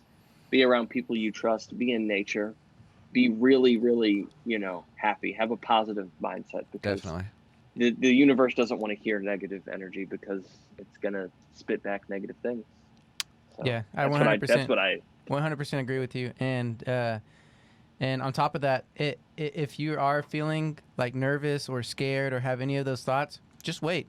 And you know, if it's not your time, you could wait 10 years from now. You know what I mean? And because there is so much negative, like negativity put on psychedelics or drugs or bad trip, scary trip, and all these things, like that's in your consciousness. Like that's what you're gonna think every time you look at a mushroom or whatever it is, right? Because you've been fed those lies when they are lies, because that's not necessarily the truth based on your personal experience. Which contributes to you having a negative experience on the mushrooms. If you're going into it thinking, oh man, this is going to be horrible, I'm going to come out of this, be a different person for the worse, you're going to like have a bad time. Exactly. And that's not the truth. That's just what your perception is telling you or whatever you've been told or taught your entire life, right? So definitely do your own research, like Kyle was saying, like for sure. Once you start to do your research and you start to read all of the scientific studies, you start to see all of the data that's around this, I guarantee your mindset will slowly change around this subject. Slowly, exactly. And, you have to be willing to do your own research. And once it starts to slowly change and you start to feel more comfortable about it, you're like, oh, it's just a plant or it's just a mushroom. It's you know what I mean? And you start to see it for what it actually is. Right. That's when I say, okay, now you can start to think about going into that experience. And so yeah, it's an awesome thing, man. Definitely. Some interesting stuff. Really is. It's pretty wild. Definitely. Earth makes some wild stuff. Earth makes some wild stuff, man. Sunshine, water, all of that. That stuff is crazy. Yep. All right, fellas. I didn't know if we were on a time. Yeah, were we on a time crunch? I wanted to touch on one more thing. We're at hour 20. We can. Hour 20 is pretty good. Normally we have 0 time crunch, but technically it is still a work day, and I do have some stuff to get done. But I would love to touch on whatever you want to touch on. Okay, well, no, one more bullet. I was just going to say this has been an incredible year for music. J. Cole's album was great. I thought Tyler just dropped today. I don't know if y'all listen to Snow Algora, but she's dropping soon. She's this R&B and soul artist that I really love. She's awesome. Okay, good. I'm glad that you know who she is. No, she's great. She's dropping. I know Tommy's a Logic fan. He dropped. Vince Staples dropped a single. There's been some really great music that has come out this year. And damn, this whole. So I knew there was a new Tyler the Creator single. No, there's an album. I was unaware an entire album came out today. check this out. He has released an album every 2 years since 2011. So Yeah. like I've grown up with him 2011, 2013, 2015, 2017, 2019, 2021. He's so consistent with his delivery, which is why I'm such a huge fan. But this project was phenomenal. It's the first project since, post winning a Grammy. So that's you've always a listened to the struggle whole for thing? some. Yeah, listen to the whole thing at midnight. It's 16 songs. It's really great. There's some really great features on there. I'm not going to spoil any of them for you. But it's just him rapping about how amazing his life is now. And it's just, it's crazy hearing Tyler, like it's crazy. Like when you look at Goblin and you look at Call Me If You Get Lost, this man literally right now is rapping about purchasing Rolls Royces and yachts. So like, it has definitely changed for him. And it was just a great listen. So if you want something to listen to on the drive home or something to go into the weekend to, the new Tyler project, post Igor, post I remember Grammy when Igor came out. winning. Wow. I remember. Wait, I know Igor was 2019. Was Flower Boy 17? Really? Flower Boy was July of 2017. Igor was May of 2019. Flower Boy does not feel 4 years old. I know, But right? I remember when Igor came out, I remember I had to fly that day. I remember I was going to Wisconsin, and I just remember getting off the airplane to Igor's theme and just being like, oh my God. I just remember being like, it just felt like you were in a movie or something. Igor is such an amazing project. So is Call Me If You Get Lost as good as Igor? I've only listened to it once. I love only that gave title. it one listen through. I love Call Me it's If You Get amazing. Lost. That's so dope. It's amazing, and you should look at his YouTube. The short films that he released to go with it are pretty cool too. Or if you just look at his Instagram. But first listen through was really great. I will say I like the features more on this album.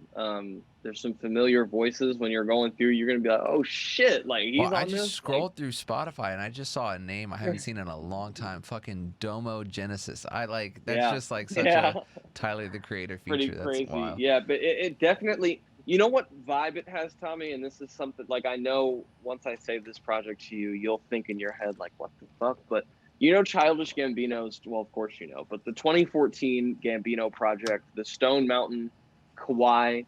Okay, not the Kawhi part where he's more singing, but the Stone Mountain more mixtape where he's just rapping. Right. The Gangsta Grizz, it has that type of vibe. When you give it a listen, you're gonna because that was the first thing I thought of as I was listening to it. I was like, this flow and this energy and this vibe. That is what I can compare it to, and I know your ears have heard that. That's pretty dope. That's something you can go into. I'm very excited. It's a really good project. Yeah. Wow. I haven't given Logic's new tape a listen. Adam, I don't know what music you listen to. What music are you into? What do you? I listen to the same shit Tom does. Yeah. Pretty much. Okay, so we're all on the same board. Yeah. Okay. Yeah. And I was gonna ask you, someone you didn't mention who dropped music this year was Kid Cudi and Man on the Moon 3. How did you like that? How did I forget that? I feel awful. I really liked it. Was that? I feel like that was late 2020. I feel like that was like December of 20. Was it 2021? Now I'm not second guessing myself. I'm pretty sure it was the end of last year. I was gonna say I listened to that was a really good album. I really liked it. No, 2020. It came out on. Oh, was it December? December 11th of 2020. Damn. Yeah. Time goes by way too fast. But it's like it's still December. I mean, it's damn near. I mean, really. I mean, it's inside of 12 months, so it's still technically like this year. And also, it's like so good that like. You continue to listen to it, and so it doesn't feel like it came out. No. Like I'm still listening to it now. I probably like it more now than I did when it even came out, and it feels really like good. it's really recent. It was great. Now, Tequila Shots is great. Show Out is great. Dive is great. About to take a dive. Yeah, this album is great. If it wasn't for Tommy, I wouldn't know who Kid Cudi or Childish Gambino are. I would just thank like you to for say, spreading the love. Yeah. Shout out Tom Harris. Tom Harris single-handedly put me on Kid Cudi, Childish Gambino, and Logic. That makes me I would feel just good. like to say that out loud. Wow. I mean, it's like sometimes you discover an artist and you just like you are literally physically, mentally, spiritually forced to tell as many people as you fucking can about them. Literally. Like I discovered Tame Impala through a fucking like promo ad for Atlanta. And ever since that fucking 2016 backwards fucking ad I've been like telling people about Tame Impala. You know, Literally. Kyle was the person that made me give Tyler the Creator a second chance because like I liked Yonkers. Everyone liked Yonkers in 2012 or whatever, or whatever year that shit came out, 2011. But I just didn't like how he was fucking crazy and he was talking about, I'm going to stab Bruno Mars in his goddamn esophagus. And I was just like, this is too much. And I didn't like that. It felt like he didn't care about anything, you know? Yeah. And his videos were like, he was just like cockroaches crawling all over him with cockroaches and calling people faggots and like just making a pill milkshake and like drinking a milkshake full of pills and like blood coming out of his eyes. I know, dude. While he was like drag racing up and down Ladera Heights with Taco and you know, like I just couldn't get with it. Except I will always admit I found Loiter Squad fucking hilarious. Yeah. And I always thought Tyler the Creator was funny as a person. Like his interviews are fucking he's definitely hilarious. Funny guy. When like my favorite interview of all time, this guy's interviewing him, and they're like, you know, your lyrics are really horrific and very violent, and where does that come from? What are your lyrics really about? And he goes, nothing, shit to piss off old white people like you. And that's that was my favorite fucking Tyler. I wish I could do a good Tyler the Creator impression. That was great. What do you mean? Yeah. That was awesome. That was pretty good. Better than I could do. With the impressions. Adam, have you heard his Christoph Waltz impression? No, do it. I probably I don't really do Christoph Waltz. I just do Christoph Waltz from Django. Which I guess is kind of his natural voice. That's what he does in pretty much every movie. I'll do it for you off the air because I don't think it's good anymore. No, do it. I'm really not. Can you please? No, let him do it off the air. I'll do it off the air. Can you please, bro? I'll do it off the air for you, and if it still sounds good, I will open the next podcast as Christoph Waltz. All right, okay. That's a bet. That's a bet. So where was I going with all that? Okay, yeah, back to what I was saying. Kyle would fucking steady watch these goddamn Tyler the Creator interviews, and like I'd be like, yo, can we watch something else? He's like, I'm trying to finish this, and like I would just watch him do radio station interview after radio station interview, and I was like, all right. Then Flower Boy came out, and Flower Boy is a fucking vibe. Okay, that whole album is amazing, and so then I started to go back and listen to like older Tyler the Creator, but now I just love him. Like I have a picture of Tyler the Creator in my room next to MF Doom and Donald Glover, you know? So it's pretty crazy. I'm gonna say this as a very bold statement, but I'm gonna say this right now. Flower Boy, Igor, and Call Me If You Get Lost. This 3-album run is gonna go with Kanye's Graduation, whoa, My Beautiful But Dark Twisted Fantasy, and the College Dropout. Like how he had that 3-album run of just nastiness. Like Tyler's Flower Boy came in second place when it came to Grammys. Igor won him the Grammy. This shit is going to get pretty close. Like I listened to it once, but and the fact that he's producing, writing, and arranging, like it's all huge. him. It's That's just huge. exciting. That is huge. Whenever you're able to do that, I mean, it shows. It's all him. Yeah. I love listening to music where it's like, okay, not only did you write the lyrics, but you produced the beat, you're playing the piano, I hear a guitar. And on top of that, I just find him so original. Like I feel like music, especially, you know, there's a lot of it in the hip hop sphere. There's a lot of like unoriginality.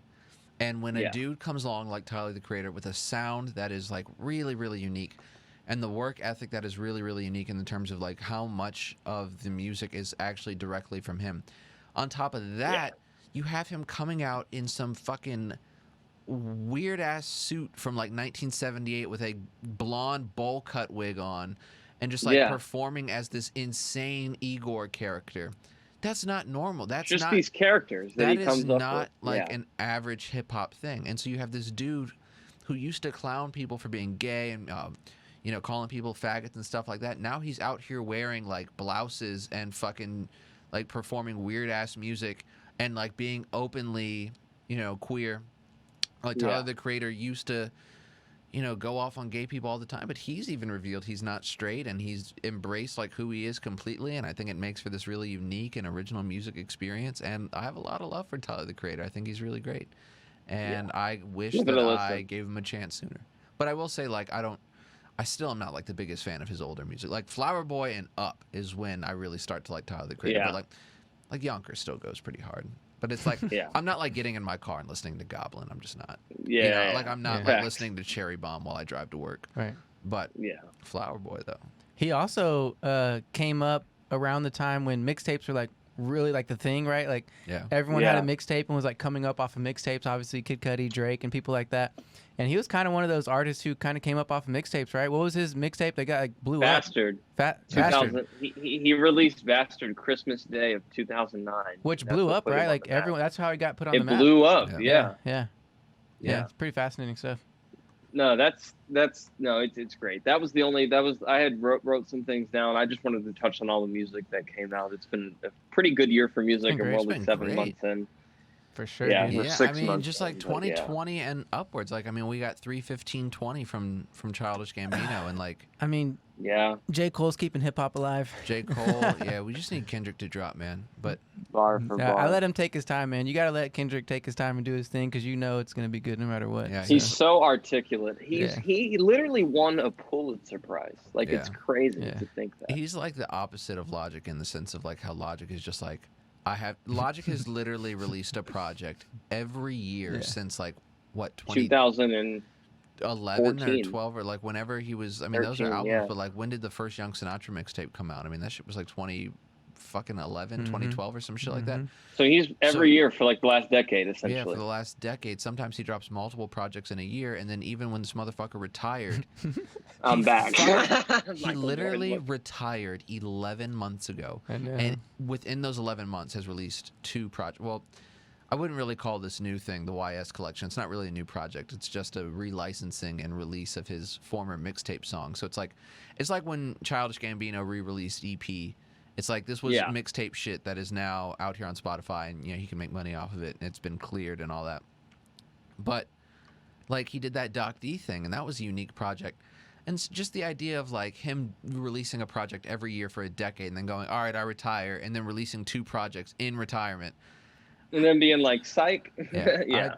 and then like the book and I don't know. I'm just like kind of burned out on Logic.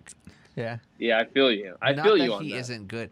And the one thing that makes me happy, I was telling this to Adam about the YS collection, is like, yes, these songs have been released before, and yes, people who listen to the Young Sinatra mixtape, they've heard all these songs before. But there's a large number of people who don't know this part of Logic. The shit on the YS collection, the stuff Yeah. that just came out today, is the best Logic. Like, I mean, the Yeah. Incredible True Story. I could argue it's that. His, No, I could argue It's his that. best raps that he's ever. Dude, No. 100. Wait, so the why? So you're talking about the one with Yeah. All I Do and the Come Up and We Get Yes. High? That Okay. that is fucking hip hop. All right, Logic has done some shit that has become like pop. The stuff on that YS collection is hip hop. Like, But the Incredible True Story, man. okay, that's The Incredible True Story might be my second favorite album of all time, behind Because of the Internet. Okay, so what are you Yeah. talking about? And then Everybody was amazing. The concept album Yeah, what was I'm so saying awesome. is the concept of The Incredible True Story is amazing, and the overall vibe of the album is amazing, and the songs that are on the album is amazing. But if you're talking about what is boiled down Logic's highest quality, just raps. I'm not talking about the quality of the production. I'm not talking about the quality Just of the him fucking, bar for I'm bar, just talking rap about bar for rap. for bar. Like you need to just like experience hip hop.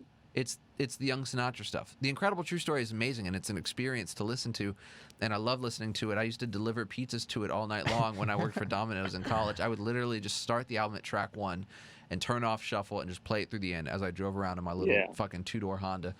And like I love it. I love it more than most music projects that have ever been released. But yeah, the Young Sinatra shit is just so filthy. It's just so good. It's what made me fall in love with Logic, and I highly recommend. If you don't know that side of Logic, and if you just think Logic is the 1-800 suicide prevention guy, or you just think he has that dumbass stupid fucking song with Marshmello, please just go listen to the YS collection, Yeah. because it is like that's That's Logic him you rapping. need in your life. Yeah. Yeah, no, it's definitely amazing and really awesome stuff. But I mean, I think what he's been doing, I really enjoy. I enjoyed Everybody. I enjoyed a lot of his work that he's done. I didn't really like Everybody, man. Okay, I was gone for a minute, but I'm back now. Yeah, it's the fucking I don't know, man. Yeah, I loved it. I just loved like it. Yeah. like there was one track where it was just him talking about being biracial for like 7 minutes, and I was just like, fam, we get it. We get it. Yeah, facts. But no, people still don't get it though. Like I talked to one of my friends who I was talking to Logic, and I was like, "Yeah, you know him being biracial." I just like kind of glanced over. And he's like, "Wait, what? I thought He's he's white. biracial? He's white." Yeah. I was like, "No, bro, he's not white." I was like, "He's white." I was like, No, dude. And it's like people still don't know, even though he's still talking, Yeah, but- because they're not listening to his albums. They're just listening to like his singles. You know what I mean? Sure. So Yeah. it's like, I mean, but it's like if you listen to Logic, you Yeah, know, no, for sure, for everyone sure. knows. It's like the people that are like casual listeners. Oh yeah, I mean, sure, they're not gonna know. Like, I mean, Yeah. Sam Smith is one of the biggest musical artists on the planet right now. You didn't know he was gay until 3 hours ago when I told you. yeah. So But I it's don't. like- I don't listen to him. So I know, but I probably listen to one. But what song. I'm saying is, like, if you're not like an avid listener of a certain person, yeah, you're not going to know certain details about them. But I just feel like after the Incredible True Story, I don't know if he's like, if I've liked the shit that he's put out as much. Like the Bobby Tarantino stuff is really fun, but it's definitely not his highest quality rapping. Everybody is cool, but just sonically, I wasn't like a mass. Like Black Spider-Man is really fun to listen to in the car with the sunroof open, but it's just not like his best Tom, rapping. okay, here, Tom. I'll say this because I feel like you are like oversaturated because this has been one of your favorite artists since you were young, Sure, right? yeah. So I would say for someone like me, like I wasn't a big Young Sinatra. Like I only listened to that later, like after I discovered him later. But like, so like I'm still not like how you are. Like I still love him, but like I'm not like, oh, I'm tired of hearing this. Like blah, blah, blah, like how you are. Like I get it, but What about I think, Confessions of a Dangerous Mind? Whack. No, I'm just You kidding. think so? Listen, like, okay, if like you had to rank all of his shit, that's definitely towards the bottom. Like Gotcha. almost everything Okay. that he's ever. The bottom of the barrel fucking Logic project is probably like Supermarket or some shit like that. And then, Okay. like because that was it. Just I don't know, it What didn't you- sound that very was good What to do you me. think of What do you think of No Pressure? No Pressure was that okay? look, he smiled too when you said it. You should have saw his face. He started I smiling. really enjoyed. All right, so dude, No I think you like. I enjoyed. I No just Pressure. I think you need to take a break and just not No, hear no, Logic for like you're a not year hearing- and then You go back. I'm not should saying. go like I'm not 90 saying. days I'm not without saying I dislike. Oh, trust me, I go 90 days without Logic sometimes. Sometimes.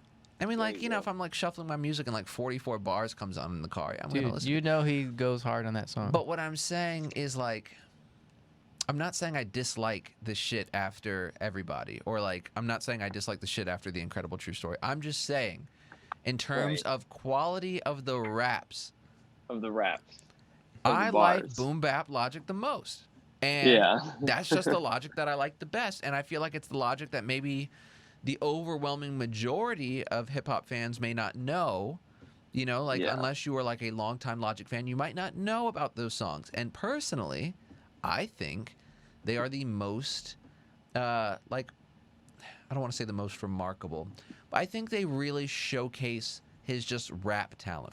I think a lot of people, He is a really good rapper. a lot of people fucking dog Logic's ability to rap. Like Charlemagne the God, literally a year ago, said Logic was one of the worst rappers he's ever heard in his entire yeah, it was life. disrespectful. Also, what's his name? That was crazy. Other dude from Slaughterhouse. What's his name? Who has his own show? Oh, What's his name? He was talking shit about Logic too. Starts with a. I can't believe I'm blanking on his name. Anyways, he has his own Yeah, podcast, and so you know what I'm talking so about. Logic has caught a lot of flack for his rapping abilities, and it's because like he's released sort of like empty, uninspired, like pop type songs, or he's had songs where he's like recycled bars. But if you go back and you listen, and he, no matter what the project is, he always showcases some rap ability, because at the end of the day, he's a fucking MC. But if you listen to the Young Sinatra shit, okay, just listen to it and listen to his freestyles. There's no way on earth you can't tell me this dude is one of the hottest fucking MCs of our generation. And that's all I'll say. Wow. Okay. Okay, I like it. I 'Cause like Anyway. I love Logic, and I just want people to see the Logic that I know. The Logic that I for love. sure. No, I can see that too, because I feel the same way with Kid Cudi, and I feel like his early stuff, like A Kid Named Cudi, his mixtape, showcased like his ability and his talent to like just get over whatever beat and just be super creative and interesting and different and just unique, and like, you know, it was just awesome. And so, and then when people hear now, like obviously Man on the Moon 3 has like trap stuff, like, you know what I mean, kind of sound, and like if you didn't hear Kid Cudi until like his later years, you're not gonna have no idea what he's about. So yeah. Definitely. Dude, I like Kid Cudi is another one of those artists where it's like he's had. I love Kid Cudi to death, love him, but he's had projects. Don't bring up a Speed and Bullet to Speed Heaven. and I already Bullet to knew the he was gonna trash go can. there. Speed and Bullet to the trash can. Hey, did you like Wizard? I like Wizard a lot. Yeah, but it's weird. It's you know? weird, like, but I it liked is it. very There's some weird. songs that are pretty cool though. But yeah, I remember when Speeding Bullet came out, and I asked Tommy, and how like Tommy pretty much ranted to me for 10. Like I didn't get a word out for 10 minutes. He was like, "This is the worst fuck? Like he just No, went I off. think I did actually say this is the worst He literally- album I've he ever said- heard in my entire life. He said that. No, you said that. You said Speed and Bullet to Heaven and Yeezus are the worst albums you've Yeah. ever heard in your And I life. don't give a fuck what anyone says about Yeezus Kanye wasn't that West. bad, though. Yeezus is garbage. It's one of Why do you hate Yeezus so because much? it I sounds like some of the songs dog on there. shit. I like okay? some of the songs too. Kanye, I am a god. Like, it's so bad. It's so fucking stupid. That's when I thought he was a devil There worshiper are for songs real. in there that sounds like he just like is dragging metal across an audio board, and it just like none of it sounds good. None of it is sonically pleasing. Blood on the Leaves or like New Slaves or whatever the fuck that song is called is like the one good song on that album. But Yeah. everything else trash. But you know, it's like Kid Cudi has had some bad projects. Like, okay, Speed and Bullet to Heaven is like unequivocally, objectively a bad album. It just is. Yeah. But he's released stuff since then. That's like Passion, Pain, and Demon Slaying. Awesome. That's a fucking album. Like, awesome album. love it. Man on the Moon 3. That's got to be one of the badass names too for an album. Passion, Pain, That's got to be one of the and best Demon names Slaying. ever for an album. The features on that album are pretty good too. I love that project. I know, it's so good. I remember I just, like, when that shit came out, I just broken up with my girlfriend at the time, and I just remember, like, that was the soundtrack to my December. Matter of fact, I can tell you for a fact that album and Awaken My Love came out at the same time. Awaken My Love by Childish Gambino. That's all my December was, just listening to Passion, Pain, and Demon Slaying and motherfucking Awaken My Love. What a 2016. December of 16, man. What a time to have been alive. Yeah. Yep. That I was going on a road trip to Colorado, Mm-hmm. and that's all we played, like literally the entire time, just front to back, constant. Because me and my other friends are also Cudi fans, and we just jammed that the whole way there. So I have nostalgia, definitely going back to that. Every Yeah. time I listen to that album, it's just driving to It's a Colorado, great- seeing mountains. Yeah, it's It's a awesome. great album. That song, Baptized in Fire. That song, That was his obviously first. Frequency. Was that his Cosmic first song Warrior. with Travis Scott? No, I think it was his second. I think it was his second Because one. Yeah, I Travis think Scott dropped an album that year, and Cudi was on it. Was on that Yeah. song. What Birds was in the it? Trap String, Top McKnight. Yeah. And what was that song? Night Through the Late Night? Through the Late Night. Yeah. Yeah. Yeah, Through the Late yeah, Night. yeah. That's their first project. That was awesome. I'm still waiting for the Scott's album to come out or whatever that's going to be called. That song goes hard. I love that single. Dude, I can't wait for that album. It's going to be awesome. Yeah. It is. Yeah. It is. I mean, anytime For Kid sure. Cudi works with anyone on a project, it makes me like really excited. Like Dude, Kids See Ghost? Kid See Ghost was really great. Phenomenal. When he hopped on that fucking ASAP Rocky track on Testing, Oh, yeah. like that was great. You know, like Yeah. I mean, Kid Cudi has the ability to just hop on a track and really make it. So I love what he's doing, and it just seems like he's going to continue to give us music, which makes me really happy. It breaks my heart that, you know, we're not going to get another Childish Gambino album. We might get some Donald Glover music, but it seems like Childish Gambino is gone, which is weird. It doesn't really feel like Childish Gambino is like over. I kind of like refuse to accept it I refuse to accept it. because Childish Didn't- Gambino. I'm in denial. Didn't he have like a psychedelic experience like with shamans or something? And that was kind of like one of his reasons for Pharaohs. doing it? Yeah, he's What was it? he's done ayahuasca. He's you know, he's had two different. He puts on these music festivals called Pharaohs. He's done it twice now. Once was in Joshua Tree, California. Where was the other Pharaohs concert at? They weren't both in. Somewhere, I feel like wasn't it like Sounds like some Burning Man somewhere stuff. it weird. was like Australia or some shit? It wasn't in America, right? It was like one I was in think Joshua it was in Tree. Australia. I think it was in Australia. I think it was in Australia. Something like that. Yeah, it was just like this super spiritual experience. People were just out there like Um, tripping, and like he was like performing in taking these like shrooms and domes, and acid, like they were yeah. like projecting lights on the inside of the domes, and he would come out like just in like body paint, wearing like some Whoa. Shaka Zulu warrior type Whoa. shit. Like seriously, sounds And he was awesome. saying You have like to- he you have just to see wanted the it to be. pictures Yeah, his if you just performances. YouTube, because like some like there like you couldn't bring phones in. Like yeah, they had they like people collected confiscating everyone's phone. phones. But like there's Wow. footage. If you just go on YouTube and type in Pharaohs, the word Wow. Pharaohs, Childish Gambino, And it's so- a pretty and so pretty you- crazy Like, experience. because I remember he released like a letter or something that was like explaining why he was retiring. Mhm. So he's going through some type of spiritual Yeah. journey, right? I mean, look at what he was wearing while performing. His picture is like not really loading, but like He's like wearing Whoa. body paint, and he did his hair in like one long braid, and he was wearing like some like fucking Shaka Zulu warrior type That's paint awesome. and shit. I like, love it. Yeah. It sounds like some Burning Man shit where you just It go out was, and yeah. just. It was crazy. Yeah, like he was performing in like this crazy. like dome, and he would like project shit on the like. Look at this structure he was in. performing. Wow, that's awesome. Isn't that crazy? That's so cool. So anyway, I just love creativity and art. It's such a beautiful thing. yeah, me It too. really is. And we're really blessed to be existing in a time where we have a lot of creative artists, and you know, it's not like we're in a world dominated by record labels where the record labels are like telling everyone, all right, you can make this kind of music, you can do this, you can do that. We have a lot of artists that are just like, fuck the record labels. Like, I'm just going to go out and I'm going to Make make my own whatever record weird label. shit I want. Yeah. Yeah. Like, people are just walking away from record labels. People are saying, "Fuck it, I'm doing my creative because ambition." now Fuck there's what the you internet want. where you just have free range to do whatever the fuck you want, and you don't have to rely purely on a record label for your own exposure and things like that. And you can- have fans like us who really appreciate that Right. and will go and follow independent artists right. and like show mad love and be like diehard fans into like I mean that's how we all are, right? Yep. With our favorite artists, so it's a beautiful thing. Exactly. Yep. That being said, People's Projects, Kyle, I don't know if you have the Dat Piff app on your phone, but go listen to. Logic did this project under the rap name. You haven't Doc listened D. to it? No. Go listen to Kyle. on Dat Piff. Just type in Doc. So I'm gonna he- download that. So he, Planetary so he Destruction. didn't know what I was saying when I was like Kyle and butt naked. No, he just thought you were wild. Oh, Kyle. Oh, dude, There's you a have to listen character- to it, bro. It's so good. So the whole thing is kind of like from the So good. perspective of this like intergalactic radio station. I'm gonna listen to it when I go And home. the two people that run the radio station is this dude named DJ Buck Naked, and the other guy's name is just Kyle. Like He Kyle. just, DJ Buck Naked and Kyle. And it's just like it's just Wow. so good. It's hilarious. What's it called? I'm typing it in the search. Doc engine. D, and the name Planetary of the project Destruction. is Planetary Destruction. Is it planetary And or it's Logic? Planetary with an O. Oh, I didn't even know that. No, it's Planet- not Logic. Doc D, Planetary Destruction. And it looks like action figures, like cartoon characters. Oh, I just got it. Okay. Listen to that. Please shit. listen to it. You have to listen to it all the way through from track Like, one to end. yeah, It's you a gotta go concept in album. order. Yeah, Yeah. you have to go Okay. in order because it's all like concept based. It's Sure. it's so good, dude. You're gonna love it. It's a fun listen. It's really fun listen. Yep. Yeah. And also, everyone should have the Dat Piff app on your phone because every Childish Gambino mixtape is on. Like, you want to listen to Sick Boy? Just type it in. It's on there.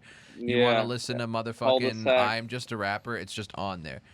So, like, you don't have to, like, go and listen to it off some crusty YouTube MP4. Like, you can just pull it up on Dat Piff. And then you can download it and listen to it offline, too. So, like, you could literally just have, like, every Donald Glover Childish Gambino mixtape is just at your fingers on there. But yeah, listen to Planetary Destruction. It's amazing. Definitely. I just downloaded it. Yep. Sounds Gucci. Well, all right, fellas. I think it's a good time to call It's it. been a fun journey. Kyle, it's been awesome been a- talking with you, man. Pleasure. Did you enjoy This being has on the been show? Very I loved it, man. This was such a great time. Good. I'm I'm glad. very excited to do this. I'm so happy to be on. Thank you guys for taking the time to have me on today. Absolutely. Last thing before we're not going to start a big conversation about this. I literally just want you to give your answer and then we're going to get off. Who's winning Yeah. the Western Conference Finals? Who's winning the Eastern Conference Finals? Who wins it all? The Clippers are going to win the West in Agreed. 7 games. Agreed. And then the Clippers will defeat the Milwaukee Bucks in 6 games. What? The Clippers. Yeah, What? the Clippers are going to beat the Bucks in 6 for the NBA Finals. With no I think Kawhi?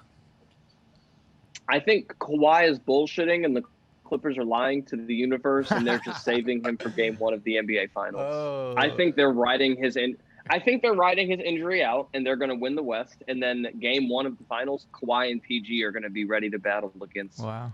the Bucks. They're going to beat Atlanta. I think Atlanta's good, but I don't think that they're going to be able to defeat Milwaukee. But I said that shit the last 2 rounds, so we'll see who comes out of the East. But the Clippers are going to win the championship. Oh, I That's can't my wait to see prediction. the look on y'all's faces That's when the very Suns are interesting. parading down the streets of downtown Phoenix. I cannot wait. Clown them all you want, man. Phoenix No one's clowning them. It's you're just not putting respect on their name.